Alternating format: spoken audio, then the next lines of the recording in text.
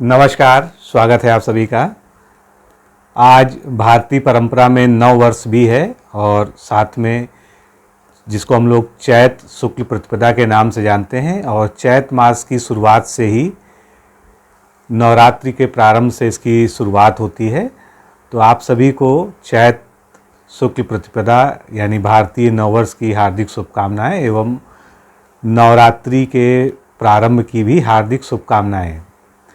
काफ़ी दिन बाद हम लोग जो है आज आप लोग की समीक्षा अधिकारी और पीसीएस परीक्षा की जो तैयारी चल रही है उस पर चर्चा करेंगे। हालांकि काफ़ी समय से इंतज़ार इस बात का था कि एग्ज़ाम की डेट आ जाती तो और अच्छे से एक सिस्टमेटिक वे में हम लोग बात करते कि कितना समय बचा है और उसके लिए हमको क्या करना चाहिए। बेसिकली आप लोग के बहुत सारे प्रश्न हैं मेरे पास, तो मैं उन प्रश्नों का ही जवाब आप लोग को देने आया हूं, इसलिए धैर्य से सुनिए। आप लोग जो भी कमेंट कर रहे हैं, मुझे पता है आपकी जिज्ञासा क्या है, मैं हर बात का आपको प्रॉपर उत्तर दूंगा।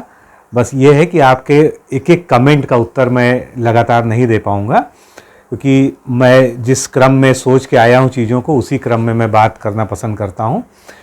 तो सबसे पहली चीज़ आपके सामने ये है कि एग्ज़ाम कब तक होना है पीसीएस का, और उसके बाद जो है समीक्षा अधिकारी का, और एग्ज़ामिनेशन कैलेंडर कब तक जारी हो सकता है, दूसरी सबसे बड़ी चीज़ आपके सामने ये है। उसके बाद जो बचा हुआ समय है इसको कैसे यूटिलाइज़ किया जाए, प्री और मेंस साथ में पढ़ा जाए, कैसे पढ़ा जाए।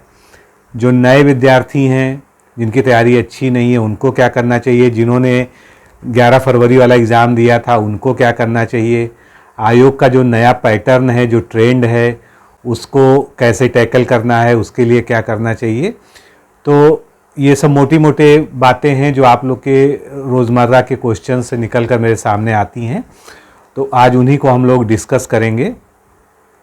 भले ही ये एक तरफा संवाद है लेकिन आप लोग के सारे उत्तर आप लोग को मिल जाएंगे, इसलिए निश्चिंत होकर पूरा वीडियो देखिएगा। बहुत लंबा भी वीडियो नहीं रहेगा, क्योंकि हम लोग बहुत बेसिक चीज़ों पे बात ना करके, क्योंकि आप लोग अब इस मैच्योरिटी पर हैं, आप लोगों ने एग्ज़ाम दे लिया है, बहुत सारी चीज़ें आप समझते हैं, सिलेबस आप समझते हैं, बुक्स के बारे में पता है। केवल जो अब ये पैटर्न है इसको कैसे टैकल किया जाए, इस पैटर्न में कैसे अच्छे नंबर लाए जाए और एग्ज़ाम प्री और मेंस को साथ कैसे लेकर चला जाए। और जो वर्किंग क्लास है आप लोगों में से, यानी जिनके पास मुश्किल से 4 से 5 घंटा डेली रहता है, उनके लिए क्या। तो 3-4 मोटी बातों पर हम डिस्कस करेंगे, बीच बीच में बिंदु आते रहेंगे। इधर कोर्स के लिए बहुत सारी इंक्वायरी आ रही है आप लोग की, तो 2 मिनट में मैं कोर्स के बारे में आप लोग को बता दूं। समीक्षा अधिकारी, सहायक समीक्षा अधिकारी में हमारा एक सफल कोर्स जो आरओ फाउंडेशन कोर्स के नाम से जाना जाता है, संचालित है। एडमिशन ओपन है, आप लोग की डिमांड पर उसको एडमिशन ओपन कर दिया गया था। और इसमें आपको वीडियो लेक्चर्स प्रॉपरली मिलते हैं सभी सब्जेक्ट के, लगभग सभी टॉपिक्स पे। उन टॉपिक्स को छोड़ दिया जाता है जो है रिलीवेंट नहीं है, क्योंकि अगर 100% सिलेबस पढ़ाया जाएगा तो भी कोई फ़ायदा नहीं है। तो जहाँ से प्रश्न आते हैं वो सारे टॉपिक आपको कवर्ड मिलेंगे, ये निश्चित है। उसका PDF नोट्स मिलेगा। वीडियो लेक्चर्स को कितनी भी बार आप रिपीट दे सकते हैं। उसके अलावा आपको टेस्ट सीरीज मिलेगी, टेलीग्राम ग्रुप में जोड़ा जाएगा जहां पर हफ्ते में 2-3 टेस्ट वहां पर अलग से होते हैं। उसके अलावा पुराने बहुत सारे टेस्ट पिछले 1-1.5 साल में हुए हैं, वो सब आपको सीधे गूगल ड्राइव के फोल्डर के माध्यम से मिल जाता है। तो कुल मिलाकर इस पैकेज में सब कुछ है जो आपको चाहिए। तो अगर आपके मन में कहीं से ये दुविधा है कि आपकी प्रॉपर तैयारी नहीं हो पाई है, आप लोगों में से कई सारे लोग ऐसे हैं जो तैयारी तो कर रहे थे लेकिन उन्होंने किसी वजह से एग्ज़ाम नहीं दिया था, और उनका भी एक सवाल रहता कि क्या हमने फॉर्म भरा था और हमने एग्ज़ाम छोड़ दिया था, 11 फरवरी को हमने एग्ज़ाम नहीं दिया था, तो क्या हम एग्ज़ाम दे पाएंगे या नहीं दे पाएंगे। तो निश्चित रूप से एक ये बड़ा सवाल है, उसका सीधा सा उत्तर है 2016 में भी हम लोगों ने देखा था, एग्ज़ाम इसी तरह से कैंसिल होकर री एग्ज़ाम हुआ था। और जितने लोगों ने भी अपना रजिस्ट्रेशन सक्सेसफुल किया था, यानी जितने लोगों ने भी फॉर्म अप्लाई किया था, सभी को परीक्षा में बैठने की अनुमति मिलेगी। तो इसलिए कोई भी कन्फ्यूजन मत रखिए, आप अपनी तैयारी को जारी रखिए। तो दोस्तों ये कोर्स है, इसमें आपको व्हाट्सएप नंबर दिख रहा है, इन व्हाट्सएप नंबर पे आरओ फाउंडेशन कोर्स लिख के भेज देंगे और आपको जो है सारी जानकारी मिल जाएगी। यही वो कोर्स है जिसको 2016 के री एग्ज़ाम में जो हम लोगों ने बैच लॉन्च किया था, उन्होंने लोगों ने पढ़ा, उसका इम्प्रूवमेंट करके फिर हम लाए 2021 में। इम्प्रूवमेंट क्या, लगभग पूरा ही ढांचा ही बदल दिया गया कोर्स का। फिर 2021 में 45 प्लस सिलेक्शन हुए हमारे संस्थान से लगभग इसी कोर्स को पढ़ के। फिर हमने उसमें कुछ सुधार किए, उसमें कुछ चीज़ें बढ़ाई घटाई, और अब आपके सामने 2023 के एग्ज़ाम के लिए ये है। तो कुल मिलाकर ये अपने आप में सफिशियंट है, इसमें कोई टेंशन लेने की बात नहीं है। आप अगर जुड़ते हैं तो आपको बिल्कुल अच्छे से सब कुछ समझ में आ जाएगा। आपको complete video, complete lectures, complete PDF notes सब एक साथ मिल जाएगा। आपको कहीं भी किताबों के पीछे भटकने की या नोट्स बनाने की इस तरह की आवश्यकता नहीं पड़ेगी। सब कुछ इस कोर्स में अपने आप आपको मिल जाएगा। दूसरी चीज़, जो हमारा मेंटरशिप प्रोग्राम चल रहा है उसमें फर्स्ट बैच फुल हो चुका है, सेकंड बैच भी फुल हो चुका है। कुछ लोग बहुत ज़्यादा रिक्वेस्ट कर रहे हैं, तो अगर आप अभी मेंटरशिप प्रोग्राम 8 तारीख को ही रिसेंटली शुरू हुआ है, तो अगर आपको लगता है कि आपको लेना चाहिए, किसी वजह से आप नहीं ले पाए हैं, तो आप एक मैसेज करके देख लीजिए हमारे जो है व्हाट्सएप नंबर पर, और अगर हमारे पास वैकेंसी होगी तो आपके जो है आपको इन करने के लिए, यानी आपका एडमिशन लेने के लिए आपको ज़रूर हम कोशिश करेंगे कि आपका एडमिशन ले लें। क्योंकि हम लोगों ने पहले भी कहा था कि हम लोग बहुत ही लिमिटेड बैच बना रहे हैं और ओवर क्राउडेड उसको नहीं करेंगे किसी भी हालत में। इसीलिए हम लोगों ने जो है बहुत ज़्यादा एडमिशन ना लेके उसमें उसको क्लोज़ कर दिया था। तो ये सब तो बातें कोर्स की हो गई हैं। तो अंतिम बात जो है इससे संबंधित ये है कि हिंदी वाली हमारी बुक अगर आपके पास नहीं है तो समीक्षा अधिकारी की हिंदी वाली बुक ज़रूर ले लीजिए, और बाकी सब कुछ भूल जाइए। 55 प्लस की ये गारंटी है, और ये गारंटी हमने 11 फरवरी से पहले भी दी थी, वो भी सिद्ध हो गई है, तो उसमें कोई डाउट नहीं है। कुछ लोग पूछते हैं कि आपके आरओ फाउंडेशन कोर्स का क्या परफॉर्मेंस रहा, तो हमारे जो स्टूडेंट्स हैं वो आपको कमेंट में बता देंगे। मैं आपको ब्रीफ में बता देता हूँ कि हमारा फाउंडेशन कोर्स जिसने ईमानदारी से पढ़ा था, जिसने वीडियो लेक्चर सारे देखे थे, टेस्ट सीरीज सॉल्व की थी और पीडीएफ नोट्स पढ़ा था, कोई भी ऐसा स्टूडेंट नहीं है जिसने कम से कम जो है 85-90 ना अटैम्प्ट किया हो। 85-90 मतलब सही क्वेश्चन ना किए हो। जीएस की हम बात कर रहे हैं, हिंदी तो हमारे विद्यार्थियों में 55 प्लस से नीचे शायद ही कोई रहता हो। जिसने नहीं पढ़ा होगा वही बात अलग है, बाकी जो हमारा कोर्स लेके पढ़ते हैं तो उसमें कोई समस्या नहीं होने पाती है। तो ये सब मोटी मोटी बातें हैं। कोर्स अपने आप में बिल्कुल सक्सेसफुल है, और हम कभी दोस्तों ये दावा नहीं करते हैं कि हमारे ही कोर्स से सब कुछ आया है। और लोग ऐसा दावा कर सकते हैं, कुछ लोग प्रूफ भी दिखाते हैं। हमारे पास भी बहुत सारे प्रूफ हैं, हम चाहें तो स्क्रीनशॉट वगैरह सब लेके एक पीडीएफ बना सकते हैं। 90-92 क्वेश्चन तो हम डायरेक्टली दिखा सकते हैं आपको कि कोर्स से आया हुआ है, लेकिन ये सब करने की आवश्यकता नहीं है। यहाँ पर सारी चीज़ें विश्वास पे चल रही हैं। अगर आप हमारे पर विश्वास करते हैं तो ये विश्वास करिए कि हम कभी भी भ्रमित नहीं करते हैं छात्रों को। जो हमारे पास है, जो है, जैसा है, जिस क्वालिटी का है, जिस गुणवत्ता का है, वो आपके सामने है। आप उसको स्वयं जज करिए और आप हमारी परफॉर्मेंस से अंदाज़ा लगाइए कि हम सच बोल रहे हैं या झूठ बोल रहे हैं। तो भ्रम में मत पड़िए, आप खुद डिसाइड करिए कि आपको कैसे पढ़ना है। अब हम लोग सीधे आते हैं मुद्दे की बात पे, पढ़ाई की। तो देखिए, सबसे पहला सवाल आपका है कि क्या समीक्षा अधिकारी का एग्ज़ाम और पीसीएस का एग्ज़ाम कब तक होने की संभावना है। तो अगर हम डेट्स को देखें और जो चर्चाएं चल रही हैं, और अंदर से भी चर्चाएं आती ही रहती हैं, सभी को पता चलता रहता है, कुछ ना कुछ जो है सभी के पास कुछ ना कुछ माध्यम होते हैं। अगस्त के अंतिम सप्ताह में या सितंबर के पहले सप्ताह में समीक्षा अधिकारी की परीक्षा होगी। इससे ऊपर जाने का कोई सवाल नहीं उठता है। लगभग ये डेटें कन्फर्म है, मतलब डेट आना बाकी है। जो मैंने टाइम फ्रेम बताया है वो टाइम फ्रेम इसी के बीच रहेगा। और जैसा आयोग ने बताया है, जुलाई में पीसीएस प्रीलिम्स होना है, तो पीसीएस प्रीलिम्स पहले हो जाएगा, जुलाई में हो जाएगा। जुलाई में भी उसकी उम्मीद पूरी 15-20 जुलाई के बाद ही, यानी ये जुलाई का जो अंतिम पखवाड़ा है, अंतिम पक्ष है, उसमें इसकी उम्मीद है।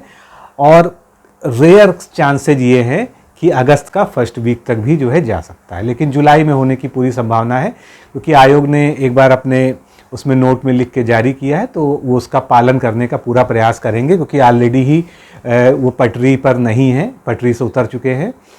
अब हम बात करते हैं कि कैलेंडर में चूंकि कई सारी परीक्षाओं के बारे में आना है, कैलेंडर पे मंथन दोस्तों हो चुका है। एक दो परीक्षाओं में समस्या ये है कि उनका गवर्नमेंट से कुछ प्रॉब्लम फंसी हुई है उनके सिलेबस वगैरह को लेके, तो आयोग भी ये चाहता है कि उनकी टोटल क्लियरिटी कर ले, जिससे कि अब जो कैलेंडर जारी हो उसमें कुछ आगे पीछे ना करना पड़े।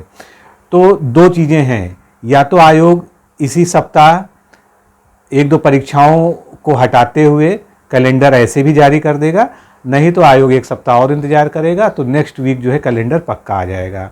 हो सकता है कि मैं आज आपसे बात कर रहा हूँ कल ही कैलेंडर आ जाए, क्योंकि लगभग मैं बता रहा हूँ कि 99% तैयारी वहाँ पर हो चुकी है। कुछ जो है जिनको आप कह सकते हैं एडमिनिस्ट्रेटिव रीजन्स, प्रशासनिक बाधाएं हैं, उसकी वजह से वो रुका हुआ है। यानी हर स्तर का जो अप्रूवल होता है उसमें एक आध स्तर पे जो है कुछ समस्याएं हैं, वो हो जाएंगी तो आ जाएगा।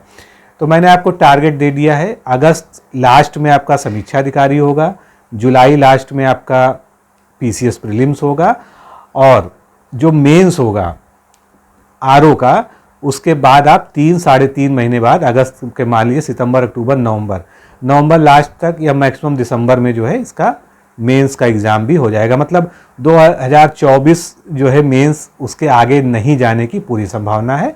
बाकी कैलेंडर आपके पास आने ही वाला है, तो बहुत ज़्यादा इसके बारे में कयास लगाने की या इस दिशा में बहुत ज़्यादा प्रयत्न करने की आवश्यकता नहीं, क्योंकि ये समय व्यर्थ करना है। तो अगर आप देखेंगे अभी से, आप अप्रैल में बैठे हुए हैं, अप्रैल मई जून जुलाई अगस्त, अगर हम सारी छुट्टियों को भी हटा दें तो 4-4.5 महीना अभी आपके पास विधिवत है। और 4 महीने में आप लगातार पढ़ ही रहे हैं। आपने जब 11 फरवरी को एग्ज़ाम दिया था तो आपने कोई कोर कसर तो नहीं छोड़ी थी मेरे हिसाब से। कुछ कमियां रह गई होंगी, लेकिन आपने तब भी पूरी अपनी जी जान लगा दी थी और जी जान लगाकर आपने उसको पढ़ा था। तो ऐसा भी कुछ नहीं है कि आपको कुछ नए सिरे से पढ़ना है, बस अपनी पढ़ाई की टेक्निक को जो है बदलना है। तो पहली चीज़ ये है कि अभी हम बाकी सारे मुद्दों पे आएंगे। जो 11 फरवरी का पेपर था उससे आपने क्या सीखा, इस पर मैं एक दो बार वीडियोज़ में बात कर चुका हूँ। जो जीएस के 140 क्वेश्चन थे उसमें से 120 से ऊपर क्वेश्चन ऐसे थे जिसमें मल्टी स्टेटमेंट था, एक से ज़्यादा स्टेटमेंट दिए थे, कथन कारण वाले थे, जो है कथन कारण वाले भी थे, ऑड वन आउट टाइप भी थे। तो ऐसी स्थिति में आपको पढ़ने के लिए क्या करना चाहिए कि आप सुमेलन वाले क्वेश्चन, कालक्रम वाले question, multi statement, odd one out, मतलब लगभग अगर इसको हम देखेंगे तो ये क्या पैटर्न हो गया, जो यूपीएससी वाला पैटर्न है, बस स्तर वो नहीं है लेकिन पैटर्न जो है लगभग वैसे ही फॉलो करने का प्रयास किया गया है। किया क्या गया है, एक क्वेश्चन में एक से अधिक फैक्ट डाल दिए गए हैं। पहले क्या होता था, एक सिंपल क्वेश्चन होता था, उसके 4 ऑप्शन होते थे, मतलब ये कह सकते हैं हम कि एक प्रश्न में एक ही फैक्ट पूछा जाता था। अब क्या है, एक प्रश्न में एक से अधिक फैक्ट पूछे जा रहे हैं, और उसके पीछे जो है वजह यह है कि आयोग 3 साल से लगातार एक्सपेरिमेंट कर रहा है, और उसका एक्सपेरिमेंट जो है काफ़ी बच्चों के लिए परेशानी का सबब भी बन रहा है। क्यों? क्योंकि जो समय सीमा निर्धारित है, जिन लोगों की अच्छी प्रैक्टिस नहीं है इस तरह के क्वेश्चंस की, वो उसमें समय सीमा की वजह से उलझ जा रहे हैं और उनके सारे क्वेश्चन भी नहीं सॉल्व हो पा रहे हैं। सबसे बड़ी समस्या ये है। तो देखिए दोस्तों, इसके लिए करना क्या पड़ेगा, आप चाहे हमारे कोर्स के विद्यार्थी हों, चाहे किसी अन्य कोर्स के विद्यार्थी हों, आपके पास जो भी स्टडी मटेरियल है अपने संसाधनों को सीमित करिए। यानी अपना जो स्टडी मटेरियल है उसका जो वॉल्यूम है वो कम करिए, और अपना जो है रिवीजन जो है उसको बढ़ाइए। पहली चीज़ तो ये हो गई। मतलब आप ये नहीं है कि आप भूगोल पढ़ रहे हैं तो आप महेश वनवाल भी पढ़ रहे हैं, आप वाणी प्रकाशन भी पढ़ रहे हैं, उसके अलावा आपने दृष्टि की क्विक बुक भी ले ली है, महेश वनवाल साहब की एक जो है और आती है बुक, वो भी ले ली है। तो क्या होता है कि आपने पढ़ा तो कई सारी किताबों से एक ही चीज़ को खूब पढ़ा, लेकिन हुआ क्या, जब रिवीजन का वक्त आया तो आप उसका प्रॉपर रिवीजन नहीं कर पाए। जितना बढ़िया रिवीजन होना चाहिए था वो नहीं हो पाया। हो सकता है कि जो जिन स्रोतों से आपने पढ़ा तो उसमें से आधे स्रोत आप जो है रिवीजन के समय चेक ही नहीं कर पाए, वो आपका जो है पढ़ा हुआ व्यर्थ चला गया। तो यहाँ पर कहने का मतलब ये है कि आप अपने स्रोत को, जो अध्ययन स्रोत है, उसको सीमित करिए। आप कैसे भी पढ़ रहे हो इसमें कोई समस्या नहीं है, और बुक लिस्ट की कहाँ तक, जहाँ तक सवाल है, बाकी चीज़ों का सवाल है, मैंने बहुत से वीडियो बनाए। मैंने आज तक समीक्षा अधिकारी की स्ट्रेटजी पे जितनी वीडियो बनाए हैं उतने तो शायद ही किसी ने बनाए हों। तो सब जो है और इस वीडियो के डिस्क्रिप्शन लिंक में भी है, दिया हुआ है, तो आप उसकी मदद ले सकते हैं और उससे जो है आप देख सकते हैं, जहाँ तक किताबों वगैरह की बात है। लेकिन मैं ये मान के बात कर रहा हूँ कि आपने 11 फरवरी का एग्ज़ाम दिया है और 11 फरवरी का एग्ज़ाम आपने पूरी संजीदगी के साथ दिया था, पूरा सीरियस होकर दिया था और आपने अपनी पूरी क्षमता से पढ़ाई की थी। ये तो दुर्भाग्य है कि पेपर निरस्त हुआ, और दुर्भाग्य क्या है, ये सौभाग्य है आपका, क्योंकि अगर ये बात पब्लिक डोमेन में नहीं आई होती कि पेपर लीकेज जैसा हुआ है, अभी तो आप देख रहे हैं 3-4 दिन से अखबारों में लगातार आ रहा है, मतलब जो हम लोग जानते थे, मतलब हम लोग तो जैसे जान पाए पेपर के थ्रू या मीडिया रिपोर्ट्स के थ्रू, उस समय जब आंदोलन चल रहा था कैंसिल कराने के लिए पोस्ट, तब हम लोग को लग रहा था कि इतना बड़ा पैमाना इसका नहीं हो सकता है। अब पता चल रहा है कि मतलब ये पेपर जो है सैकड़ों हजारों लोगों तक पहुंचा होगा, जिस हिसाब से जो है अब चीज़ें सामने आ रही हैं। तो निश्चित रूप से इससे बहुत लोगों को कष्ट हुआ, लेकिन कम से कम ये हुआ कि जो लोग पढ़ रहे थे उनके साथ अन्याय नहीं हुआ। आपको एक फेयर तरीके से दोबारा एग्ज़ाम देने को मिलेगा। तो पहली चीज़, अपने सोर्स को सीमित करिए और रिवीजन को 4 गुना बढ़ाइए। देखिए 4 रिवीजन आदर्श होते हैं, मतलब मैं जो बता रहा हूँ ये प्रैक्टिकल बातें हैं, ये कोई हवाई बातें नहीं हैं। 4 रिवीजन आपको निश्चित रूप से करने चाहिए। पहली एक बार मूल रूप से आपको पढ़ना है, उसके बाद जो है कम से कम 10 दिन बाद उसको दोबारा रिवाइज़ करना है, फिर 15-20 दिन बाद उसको दोबारा रिवाइज़ करना है। इसके बाद क्या करना है, 1 महीने बाद उसको रिवाइज़ करना है और फिर कम से कम 2-2.5 महीने बाद उसको रिवाइज़ करना है। तो इस तरह से देखेंगे इस 4 महीने में आपका पूरा जो है 4-4.5 महीने में एक बार अच्छे से 3 से 4 बार, 3 बार भी आप रिवीजन कर रहे हैं और आपने पहले अच्छे से पढ़ा है, मतलब 4 बार रिवीजन ये कहा जाता है जिसने पहली बार पढ़ा हो, क्योंकि आप एग्ज़ाम फेस कर चुके हैं, आपने उस डेट तक सब कुछ पढ़ लिया था, खूब रिवाइज भी कर लिया था। तो अगर आप अभी भी 3 रिवीजन का अपना प्लान बनाते हैं, जैसे कि हमारा मेंटोरशिप प्रोग्राम भी चल रहा है, उसमें इसीलिए हम लोगों ने 3 रिवीजन रखा है, क्योंकि एक साइंटिफिक तरीका है। तो जब तक रिवीजन पे नहीं ध्यान देंगे तब तक जो है ये सब चीज़ें नहीं आप कर पाएंगे, ये ध्यान रखिए। दूसरी चीज़ है, आयोग के ट्रेंड को समझिए। ट्रेंड को समझने का मतलब है, अभी जो 11 फरवरी वाला एग्ज़ाम हुआ था उसका पेपर एक बार फिर से उठाइए, मेरे कहने पे उठाइए, आप लोग अगर बात मानते हैं, और देखिए कि आपने कहाँ कहाँ गलतियाँ की हैं। आपके सिंपल क्वेश्चन गलत हुए हैं या कथन कारण वाले गलत हुए हैं, सुमेलन वाले गलत हुए हैं। पहले तो ये एनालिसिस करिए, दूसरी एनालिसिस कीजिए सब्जेक्ट वाइज, फिर तीसरी एनालिसिस कीजिए टॉपिक वाइज। अब उसमें अपना एक जो है एनालिसिस के बाद इस एक निष्कर्ष ये निकालिए कि आखिर जो गलतियाँ हुई हैं उसमें आपका कारण क्या था।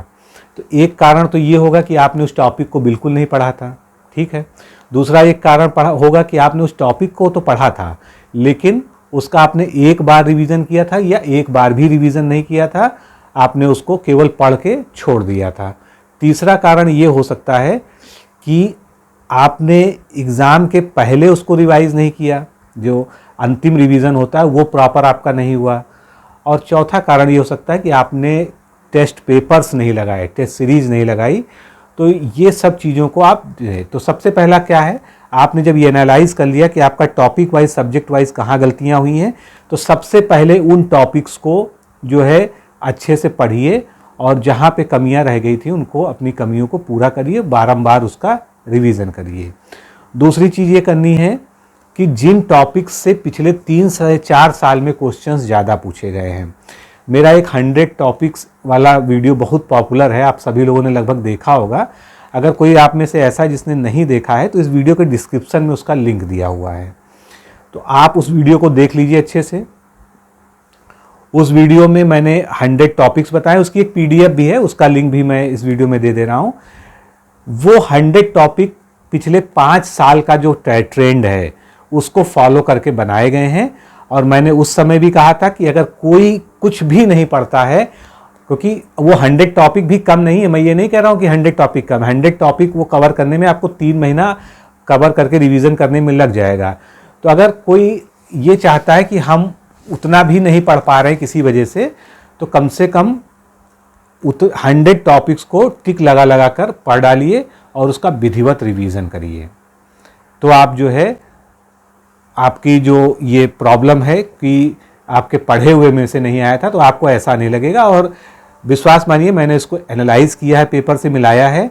जो 100 टॉपिक्स दिए थे, मैक्सिमम क्वेश्चंस जो है उन्हीं से आए थे। तो उसको बिल्कुल स्किप नहीं करना, वो वीडियो ही आप अच्छे से देख लेते तो ज़्यादा अच्छा रहता, क्योंकि पीडीएफ से तो आपको टॉपिक दिखेंगे, मैंने टॉपिक के बारे में भी कुछ चीज़ें एक्स्ट्रा बताई हैं कि इसमें एक्चुअल में क्या पढ़ना है, किस तरीके से पढ़ना है। तो एक बात तो ये हो गई कि आपको अपनी कमियों पे काम करना है, और 5 साल में जो टॉपिक्स ज़्यादा बार पूछे गए हैं, इसका एनालिसिस आप लोग खुद भी कर सकते हैं। कैसे कर सकते हैं? आप घटना चक्र पूर्वालोकन ले लीजिए या यूथ पब्लिकेशन की ले लीजिए, प्रीवियस ईयर की कोई बुक ले लीजिए और उसमें देख लीजिए कि जिन टॉपिक्स से बार बार क्वेश्चन पूछे गए हैं, मैंने उसी का विश्लेषण किया है तो उसको और सरल कर दिया है। तो आप मेरा वाला ही विश्लेषण देख लीजिए, ज़्यादा बेहतर होगा। इसकी बात यह है, एक प्रश्न आप लोग का ये है कि प्रीवियस ईयर क्वेश्चन से बहुत ज़्यादा क्वेश्चन नहीं आए। निश्चित रूप से मैं आपकी इस बात से सहमत हूँ कि प्रीवियस ईयर क्वेश्चन से डायरेक्ट क्वेश्चन नहीं आए हैं, इनडायरेक्ट बहुत सारे प्रश्न आए हैं। देखिए, कोई भी मैंने भी कभी आपसे नहीं कहा कि प्रीवियस ईयर क्वेश्चन से ही पढ़ के आप जो है कुछ कर ले जाएंगे या पास हो जाएंगे। प्रीवियस ईयर क्वेश्चन केवल आपको ट्रेंड एनालिसिस में मदद करता है, और ये मदद करता है कि अगर कोई क्वेश्चन रिपीट हो जाता है तो वो आपका गलत ना होने पाए, क्योंकि वो क्वेश्चंस आप में से सबने पढ़ा है, और अगर आपने ही नहीं पढ़ा है तो गलती हो जाएगी। तो प्रीवियस ईयर क्वेश्चंस को अभी भी नहीं छोड़ना है, लेकिन उसके पीछे बिल्कुल दीवाने नहीं हो जाना है कि आपने 8 घटना चक्र रख ली, अब बस उसी को जो है जप रहे हैं, माला की तरह उसको फेर रहे हैं, 3 बार 4 बार उसी के पीछे पढ़े हैं और बाकी और चीज़ों को आपने छोड़ दिया। ये नहीं करना है। प्रीवियस ईयर क्वेश्चंस को कोशिश करिए कि नॉर्मल तरह से 2 से 3 बार एग्ज़ाम तक रिवाइज कर लीजिए। उसका जो व्याख्या दी होती है प्रश्नों की, वो अपने आप में महत्वपूर्ण होती है। अगर आपको क्वेश्चन तलाशने हैं तो आपको क्वेश्चन वहाँ से मिलेंगे, ना कि जो है डायरेक्ट प्रीवियस ईयर क्वेश्चंस आपको मिलेंगे। प्रीवियस ईयर क्वेश्चन डायरेक्ट आना अब उतना ज़्यादा संभावित नहीं है, पहले आ जाते थे। अब जो है आयोग क्या करता है, नए और यूनिक क्वेश्चंस की तलाश करता है, और नए यूनिक क्वेश्चंस कहाँ मिलेंगे? आपके स्टडी मटेरियल में मिलेंगे, जब आपको उसको सीरियसली पढ़ेंगे। अब जैसे ट्रेंड की बात होती है, तो ट्रेंड में जैसे आपने मॉडर्न हिस्ट्री लिया, मॉडर्न हिस्ट्री में आप देखेंगे विद्रोह वाले क्वेश्चन, कृषक विद्रोह वाले क्वेश्चन, बाबर के युद्ध वाले क्वेश्चन, या कई सारे किसान आंदोलन हैं, या स्वतंत्रता संग्राम की जो है घटनाएं कई सारी हैं, साइमन कमीशन है, चौरी चौरा कांड है, और सूरत विभाजन है।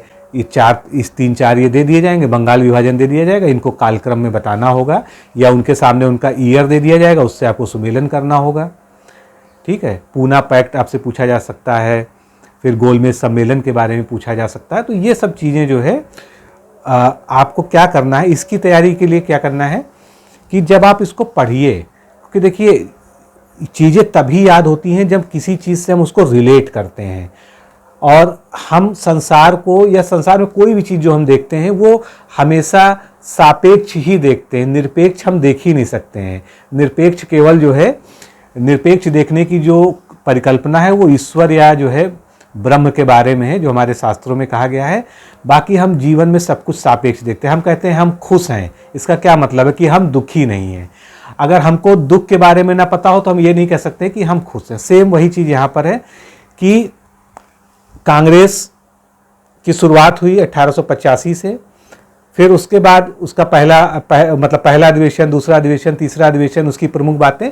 तो क्यों ना आप उसको एक क्रम में लिख लें, सारे इवेंट्स को लिखते जाएं, उनके ईयर लिखते जाएं, और उनमें कोई जो है, जैसे कि पहला जो है आंग्ल अध्यक्ष कौन बना, या पहले यूरोपियन अध्यक्ष कौन सा बना, पहला भारतीय अध्यक्ष कौन था कांग्रेस का, सूरत विभाजन या जो है पहली बार कांग्रेस का विभाजन कहाँ पर हुआ, कौन सा प्रस्ताव कब पारित हुआ, लखनऊ समझौता किस उसमें किया गया।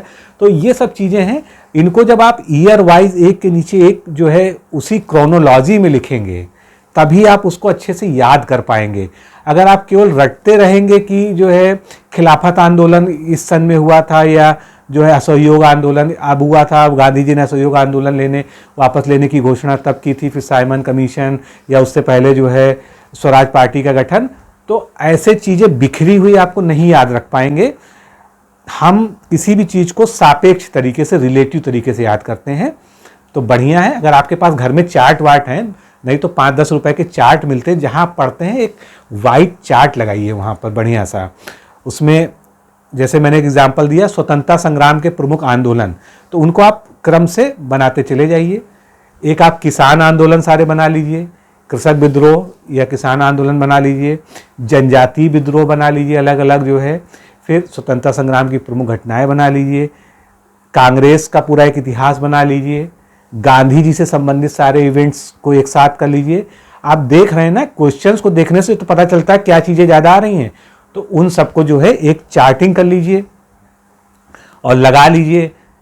जब भी बैठिए एक बार उसको देखिए और लिख के याद करिए।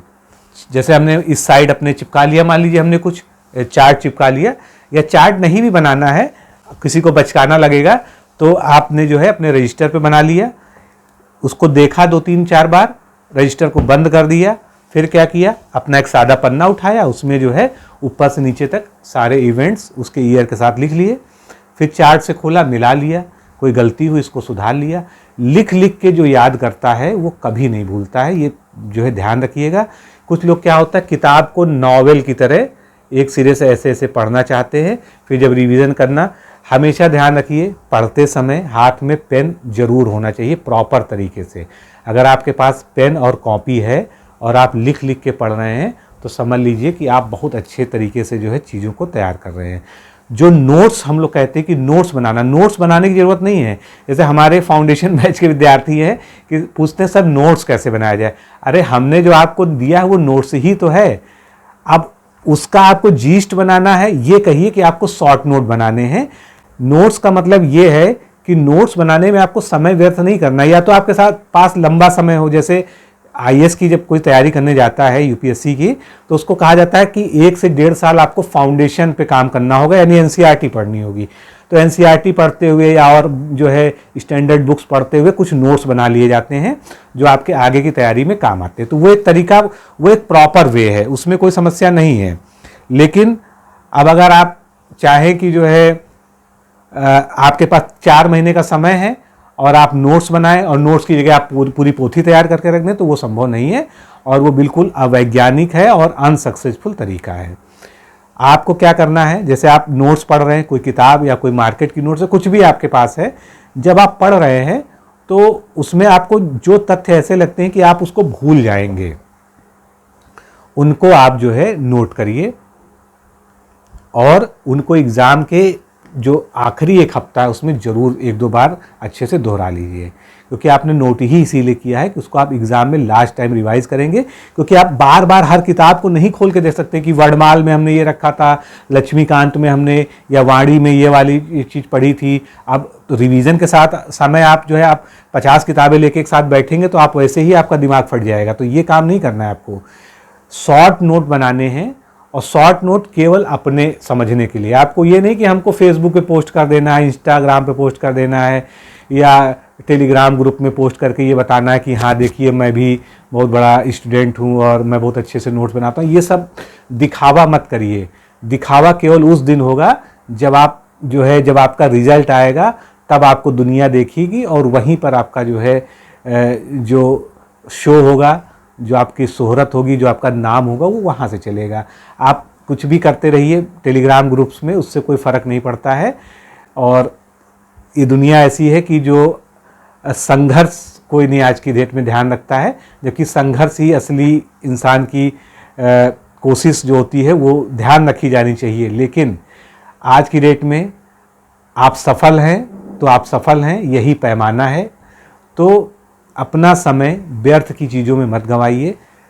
चीज़ों को, जैसा मैंने कहा कि ट्रेंड फॉलो करने का क्या मतलब है, जो मूल स्रोत हैं उनसे पढ़ाई करिए। बहुत ज़्यादा इधर उधर मार्केट के नोट्स और तो कोई मैगजीन आ जा रही है या किसी ग्रुप में आपको कोई पीडीएफ मिल जा रही है। एक तो आज का जो समय है उस सबसे ज़्यादा अगर मुझे कोई चीज़ डिस्टर्बिंग लगती है, मैं बहुत ईमानदारी से बात कहना चाहता हूँ कि इतनी पीडीएफ, मैं भी कम से कम 10-15 टेलीग्राम ग्रुप्स में जुड़ा हूँ या लोगों ने मुझे जोड़ रखा है, तो उनके सम्मान की वजह से मैं उसको लीव नहीं करता हूँ। लेकिन मैं जब भी कोई भी टेलीग्राम ग्रुप खोलता हूँ तो एक दिन में 30-40 पीडीएफ उसमें पड़ी होती हैं।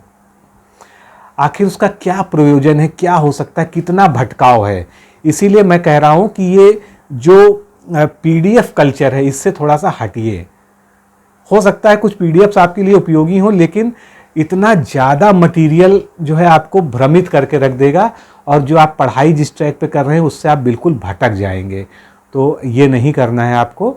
आपको क्या करना है, अपने संसाधनों का अर्थ यहाँ पर जो है अपने अध्ययन सामग्री को कम से कम करिए, जितना कम कर सकें, और जो भी स्रोत आपने चुने हैं अल्टीमेटली उसी को बारंबार पढ़िए। ये मत सोचिए कि जो है मैंने 2 किताबें पढ़ ली हैं, लाओ अब तीसरी एक नई किताब ट्राई करने, कोई ज़रूरत नहीं है। ऑलमोस्ट जो है सभी लोग एक ही तरह के नोट्स लिखते हैं, एक ही तरह के फैक्ट सभी में होते हैं, सबका तरीका थोड़ा थोड़ा अलग होता है। कोई ऐसा नहीं कि कोई उसको क्विक बुक बना देता है, कोई किसी की थोड़ी सी मोटी बुक बन जाती है, कोई उसको पॉइंटेड फॉर्म में लिख देता है, कोई उसको पैराग्राफ फॉर्म में लिख देता है, कोई उसको हाईलाइट कर देता है, कोई उसको कलर्ड कर देता है। लेकिन मोस्टली जो बुक्स हैं, जितनी भी स्टैंडर्ड बुक्स हैं, सब एनसीईआरटी पर बनी हुई हैं। तो अगर आप एनसीईआरटी पढ़ सकते हैं तो एनसीईआरटी पढ़िए, नहीं तो आप जो भी सिस्टम फॉलो कर रहे हैं उसको फॉलो करिए। बुक लिस्ट वगैरह के बारे में जानना है तो मेरे बहुत सारे वीडियो चैनल पे पड़े हुए हैं। आरओ स्ट्रेटजी डिकोड एग्ज़ाम, ये आप जो है सर्च करिए वीडियो, उसमें जाकर अपने यूट्यूब पर आपको मेरे पिछले 3-4 वीडियो मिल जाएंगे, उसमें से आप वीडियोस को देख लीजिए, आपको बुक लिस्ट वगैरह और सब कुछ समझ में आ जाएगा। तो ये तो हो गया कि ट्रेंड के अनुसार हम अपने को कैसे चलें। फिर एक अगली महत्वपूर्ण बात आती है, जो 11 फरवरी का आपका एक्सपीरियंस है, उसमें एक चीज़ आपने देखी जरूर होगी, मैक्सिमम लोगों ने फेस की, कि आपको समय कम पड़ गया। बहुत से लोग मेरे ही स्टूडेंट हैं जिन्होंने कहा कि 140 क्वेश्चन वो पूरा पढ़ तक नहीं सके, 120-125 पढ़ के ही वो उत्तर दे आए, 15 उन्होंने बाद में एग्जामिनेशन हॉल से बाहर निकल कर पढ़े। तो ये भी एक जो है दुखद स्थिति है, निराशाजनक स्थिति है। ऐसा क्यों हुआ, इस पर अगर आपने विचार किया होगा, नहीं किया होगा तो मैं आपको बताता हूँ। आपने जो प्रैक्टिस सेट की प्रैक्टिस है वो बहुत कम की। मैंने हमेशा एग्ज़ाम के 2-3 महीने पहले लगातार मैं आपको ये कहता रहा, जब 3 महीने बचे थे एग्ज़ाम में, कि अब सही समय है, प्रैक्टिस सेट स्टार्ट कर दीजिए। तो आपके पास तमाम प्रैक्टिस सेट होंगे जो आपने लिए थे, उन्हीं को रिवाइज़ करिए। अगर आप चाहते हैं तो डिकोड एग्ज़ाम का प्रैक्टिस सेट भी आपको सेपरेटली मिल सकता है, हमारे नंबर्स पे आप कॉल करके ले सकते हैं। प्रैक्टिस सेट जो है, जो ये पैटर्न है नया और जिसमें लेंदी क्वेश्चंस हैं, इससे उबरने में आपकी मदद करता है, आपके टाइम मैनेजमेंट में आपकी मदद करता है, और साथ में जो है कितना रिस्क आपको लेना है, कितने रिस्क पे आप जो है बॉर्डर को क्रॉस कर ले रहे हैं। बॉर्डर का मतलब मेरा यहाँ पर ये है कि जो एक्सपेक्टेड कट ऑफ है उसको पार कर ले। जैसे मैंने हमेशा कहा है कि 130-135 प्लस का लक्ष्य ये मिनिमम होना चाहिए। वैसे तो 140 का लक्ष्य अगर आप रखेंगे तभी आप जो है समीक्षा अधिकारी, क्योंकि अब तो कंपटीशन और टफ हो गया है। क्यों? क्योंकि कुछ लोगों ने उस समय बहुत अच्छे से तैयारी नहीं की थी, वो लोग अच्छे स्टूडेंट थे, दूसरी परीक्षाओं में व्यस्त थे, या पीसीएस को उन्होंने अपना पहला टारगेट बना दिया था, आरओ को जो है सेकेंडरी टारगेट बना दिया था। तो ऐसी स्थिति में अब क्या है, अब तो सबको बराबर मौका मिल गया। 11 फरवरी, जब से 11 फरवरी के बाद मान लीजिए मार्च में एग्ज़ाम कैंसिल हुआ, मार्च में ये घोषणा हुई, ठीक है, मार्च, अप्रैल, मई, जून, जुलाई, अगस्त, पूरे 6 महीने लोगों को मिले हैं। जो लोग सीरियस थे वो एग्ज़ाम के पोस्टपोन होने के तुरंत बाद से फिर से लग गए हैं, अपनी कमियों पे काम कर रहे हैं।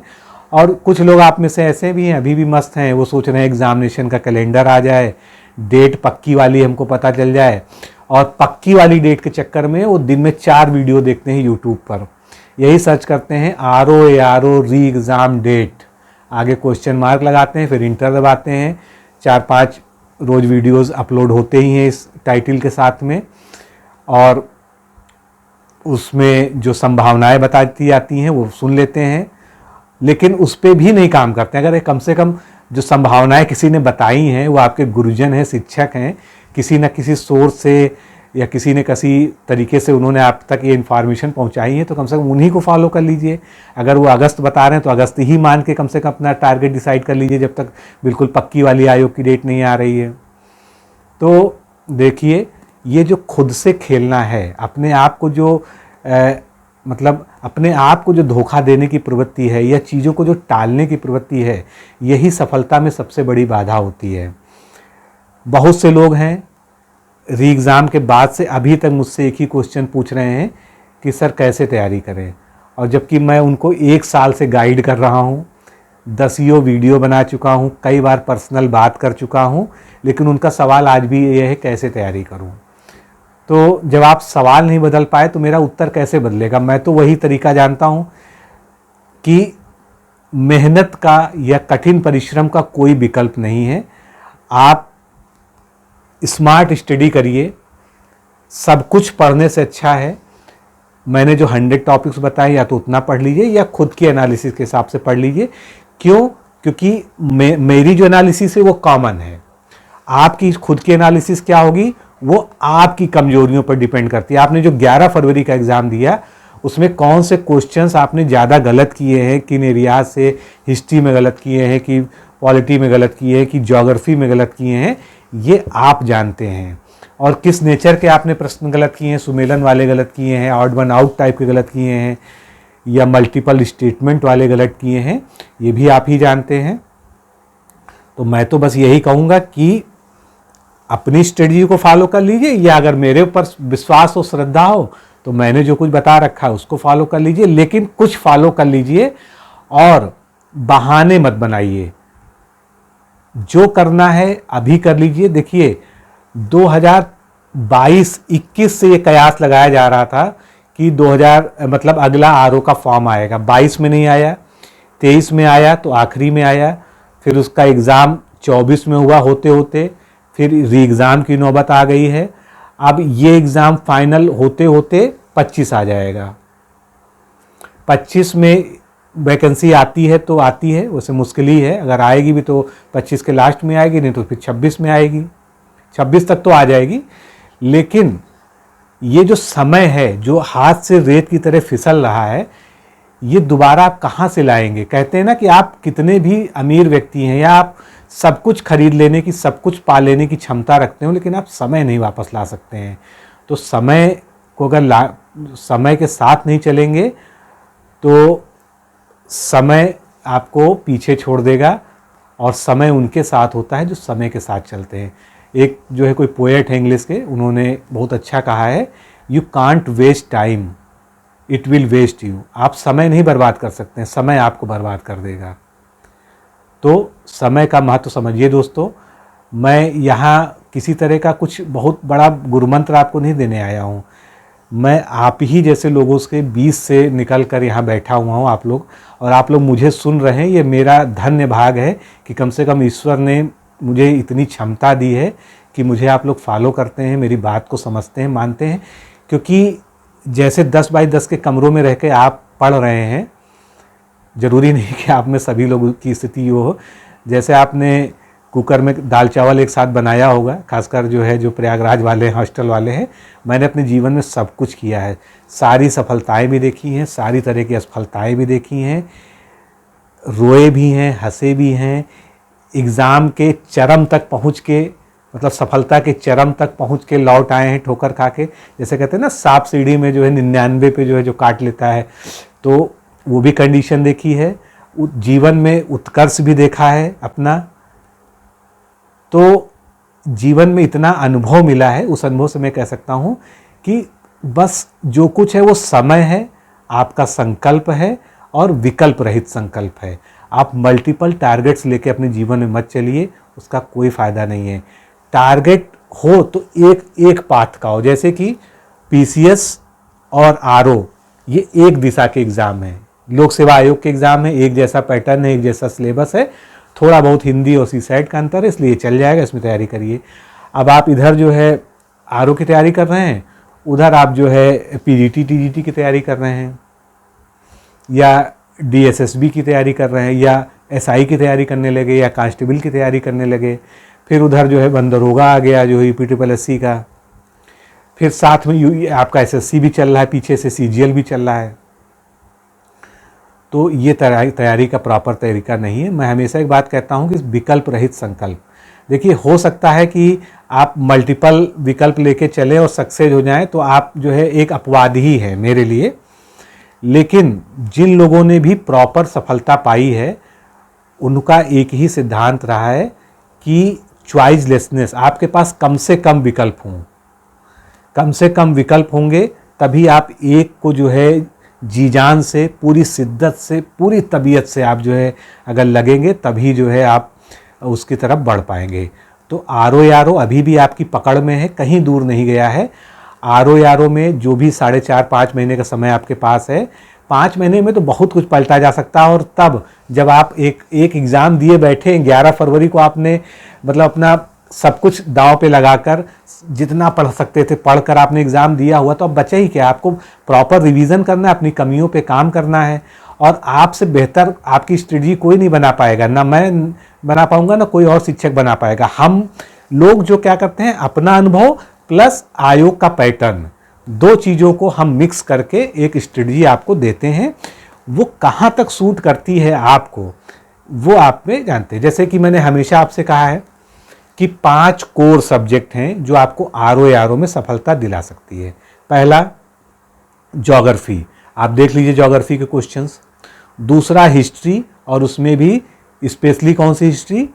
मॉडर्न हिस्ट्री, यानी अंग्रेजों के आगमन से लेके और इधर आपका स्वतंत्रता संग्राम तक। तीसरा जनरल साइंस, ठीक ठाक क्वेश्चन होते, थोड़ा सा इस बार क्वेश्चन कम हो गए थे, लेकिन क्वेश्चन कम हो गए थे इसका मतलब ये नहीं है कि वो उसमें कोई गड़बड़ है। चौथा करंट अफेयर्स। पांचवा उत्तर प्रदेश विशेष और उत्तर प्रदेश का करंट अफेयर्स। ये 5 सब्जेक्ट ऐसे हैं जो आपके 60% से ऊपर क्वेश्चंस को कवर करा देते हैं। इसके अलावा भी सब्जेक्ट हैं, वो पढ़ने हैं, उसको स्किप नहीं करना है। लेकिन फिर उसके बाद आप क्या पढ़ें? पर्यावरण, जनसंख्या और नगरीकरण का रोल कम हो गया है, लेकिन चूंकि अब नई जनगणना हो नहीं रही है और पुरानी पे आयोग सवाल पूछ पूछ के जो है परेशान हो चुका है, उसके पास कुछ नया बचा नहीं है। अब जनसंख्या पहुंच गई है 140 करोड़, और आज भी जो है पुराने 100 करोड़ वाले पे जो है पूछा जा रहा प्रश्न, तो निश्चित रूप से जो है केवल पुराने प्रश्न उसमें कर लेंगे तो भी ठीक है। इसके अलावा पॉलिटी का केवल प्रीवियस ईयर क्वेश्चन आपने अच्छे से व्याख्या सहित अगर धुआंधार तरीके से पढ़ लिया है तो पॉलिटी उसी के अंदर से आ जाती है, पॉलिटी में कोई दिक्कत नहीं है। यही हाल इन्वायरमेंट के साथ में भी है, थोड़ा सा करंट अफेयर्स आपको ऐड ऑन करना पड़ेगा। अब करंट अफेयर्स पे आते हैं। करंट अफेयर्स में काफ़ी लोग जानना चाहते थे, तो हम ये मान के चलते हैं अगस्त। तो अगस्त अगर आपका टारगेट है, मान लीजिए अगस्त के लास्ट में होता है, तो हम ये मानते हैं कि आपको अगस्त के फर्स्ट वीक तक पढ़ना चाहिए आने वाले, या कुछ नहीं तो जुलाई का 31 तक आपको पढ़ना होगा। ये तो अपर लिमिट हो गई। पीछे कैसे चलेंगे? पीछे आप 2023 का अंतिम 3 महीना अक्टूबर, नवंबर, दिसंबर, इसको पढ़िए, लेकिन इनमें से वही फैक्ट्स पढ़िए करंट अफेयर्स के। आप सभी के पास कोई ना कोई वार्षिकांक वगैरह होगा जो आपने उस समय लिया होगा, तो अक्टूबर, नवंबर, दिसंबर में से वो फैक्ट पढ़िए जिनकी ये संभावना है कि वो अगस्त तक अनचेंज्ड रहेंगे। जैसे मान लीजिए पासपोर्ट सूचकांक आया था, मान लीजिए वो आया है दिसंबर में, आपको पता है अब अगला दिसंबर में आएगा। मैं केवल एग्जाम्पल ले रहा हूँ, मैं एक्चुअल में नहीं जानता हूँ कि कब आया था, मुझे ध्यान नहीं है, केवल एक एग्जाम्पल है। इसी तरह से आप जो है कोई और सैन्य अभ्यास हुआ था जिसका अगला संस्करण आप जानते हैं कि अगस्त के बाद होगा। अब बजट आ गया है आपका, जैसे मान लीजिए फरवरी में 24-25 का, अब आप जानते हैं अगला बजट बाद में आएगा। तो ऐसी रिपोर्ट्स, ऐसे सूचकांक, ऐसे दिवस जो अगस्त तक अनचेंज रहने वाले हैं, उनके फैक्ट्स में किसी तरह का परिवर्तन ना होने की उम्मीद है और वो महत्वपूर्ण है एग्जाम की दृष्टि से, उनको आपको पढ़ना होगा। इस बार आपने देखा फिल्म फेस्टिवल वाला क्वेश्चन आया था, मल्टीपल स्टेटमेंट पूछ लिया, यहाँ तक पूछ लिया कि किस कैटेगरी में कितने पुरस्कार मिले हैं। हमेशा ये पूछता था कि जो है बेस्ट फिल्म कौन सी है या किस कैटेगरी में कौन सी बेस्ट फिल्म है, लेकिन इस बार कितने पुरस्कार तक मिले। यानी कि अब जो आप पढ़िए, अगर आप सूचकांक पढ़ रहे हैं तो सूचकांक कौन जारी करता है, प्रथम 3 स्थान किसने प्राप्त किए हैं, अंतिम पायदान पर कौन रहा है, उसके पैरामीटर्स क्या हैं, किन मानदंडों पे वो जारी किया जाता है, उसके अलावा पिछली बार क्या रैंक थी भारत की, इस बार भारत की रैंक क्या है, उसका कंपैरिजन।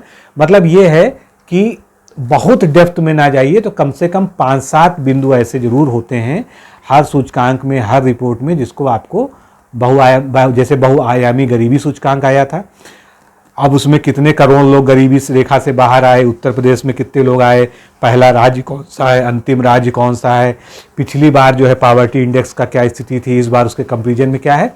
तो थोड़ा सा डेप्थ, कहने का मतलब ये है कि वन लाइनर मत रटिए, जो पढ़िए अभी आपके पास समय है उसको जो है डेप्थ में पढ़िए। दूसरी चीज़, आप लोग सबसे बड़ी जो एक कमी मुझे दिखती है, जैसा कि आप लोगों से जब बातचीत होती है, कि आप लोग करंट अफेयर्स को टालते बहुत हैं।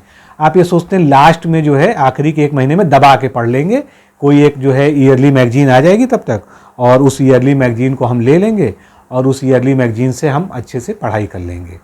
तो ये प्रवृत्ति बहुत घातक होती है। और करंट के अच्छे खासे क्वेश्चन आए थे, 20 से ऊपर क्वेश्चन करंट अफेयर्स के आए थे, और सब मल्टीपल स्टेटमेंट वाले थे। मतलब करंट ने भी लोगों को हिला के रख दिया। तो जिन लोगों ने साल भर पढ़ा था करंट अफेयर्स, अच्छे से रिवीजन किया था, उनके सामने बहुत समस्या नहीं आई। जिन लोगों ने आखिरी के 1 महीने में करंट अफेयर्स कवर करने की कोशिश की, वो लोग धराशायी हो गए। तो मैं अभी भी अपील करूंगा आप लोगों से कि करंट अफेयर्स को हल्के में मत लीजिए, करंट अफेयर्स को आप पूरी तन्मयता से और अभी से पढ़िए, और बेसिक सोर्स को मत छोड़िए। अभी जरूरी नहीं कि आप कोई मैगजीन पे ही जुड़ जाइए, या मैगजीन लेते हैं तो फिर मैगजीन को आपको ख़त्म भी करना पड़ेगा, ये भी ध्यान रखिए। मैंने हमेशा कहा है कि अखबार, कम से कम एक अखबार रोज जरूर पढ़िए। वो आपके आरओ के निबंध या पीसीएस के निबंध में भी आपकी भूमिका बनाएगा। करंट अफेयर्स तो तैयार कराएगा ही कराएगा, और करंट से रिलेटेड जीएस भी तैयार कराएगा। अगर आप अखबार को रोज 1 घंटा ईमानदारी से अच्छे से पढ़ लीजिए, और शाम को 20-25 मिनट उसमें से जो आपने हाईलाइट किए थे पॉइंट्स या नोट किए थे उनको रिवीजन कर लीजिए, तो आपका डेली का डेली करंट अफेयर्स पढ़ता जाएगा। और संपादकीय जरूर पढ़िए, जरूरी नहीं कि हर संपादकीय महत्वपूर्ण हो, लेकिन जो बहुत ज़्यादा चर्चित मुद्दा हो, जैसे सीए है, एनआरसी है, इस समय चुनाव में कई सारे मुद्दे निकल के आ रहे हैं, किसान आंदोलन अभी चल रहा था उससे रिलेटेड जो है, इलेक्टोरल बॉन्ड है उससे रिलेटेड, तो इन पर जो लेख आ रहे हैं उसको प्रॉपरली पढ़िए। और अगर आपके पास समय नहीं है तो कम से कम एक बार पढ़ लीजिए, उसकी कटिंग काट लीजिए, एक जो अपना रजिस्टर बना लीजिए, उसमें उसकी कटिंग को चिपका लीजिए, जो महत्वपूर्ण टाइप के आपको लगते हैं संपादकीय। अब पेपर कौन सा पढ़ा जाए, तो जनसत्ता अगर आपके पास हो, बिजनेस स्टैंडर्ड आपको कहीं से मिल सके, मतलब इनका एक स्तर है। बाकी दैनिक जागरण कॉमन अखबारों में सबसे बढ़िया लगता है, भास्कर भी ठीक है, लेकिन ये नहीं कि मैंने जो बता दिया फिर उसके पीछे आपको पागल हो जाना। द हिंदू आप पढ़ सके, इतना समय आपके पास है, या आप यूपीएससी की भी तैयारी कर रहे हैं तो द हिंदू बढ़िया रहता है, ठीक ठाक जो है।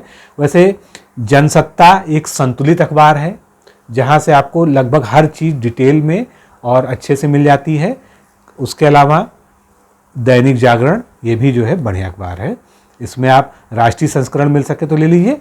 अगर आप लोग मोबाइल में पढ़ते हैं या लैपटॉप में पढ़ सकें तो 200-300 रुपये में इसका एनुअल सब्सक्रिप्शन मिल जाता है।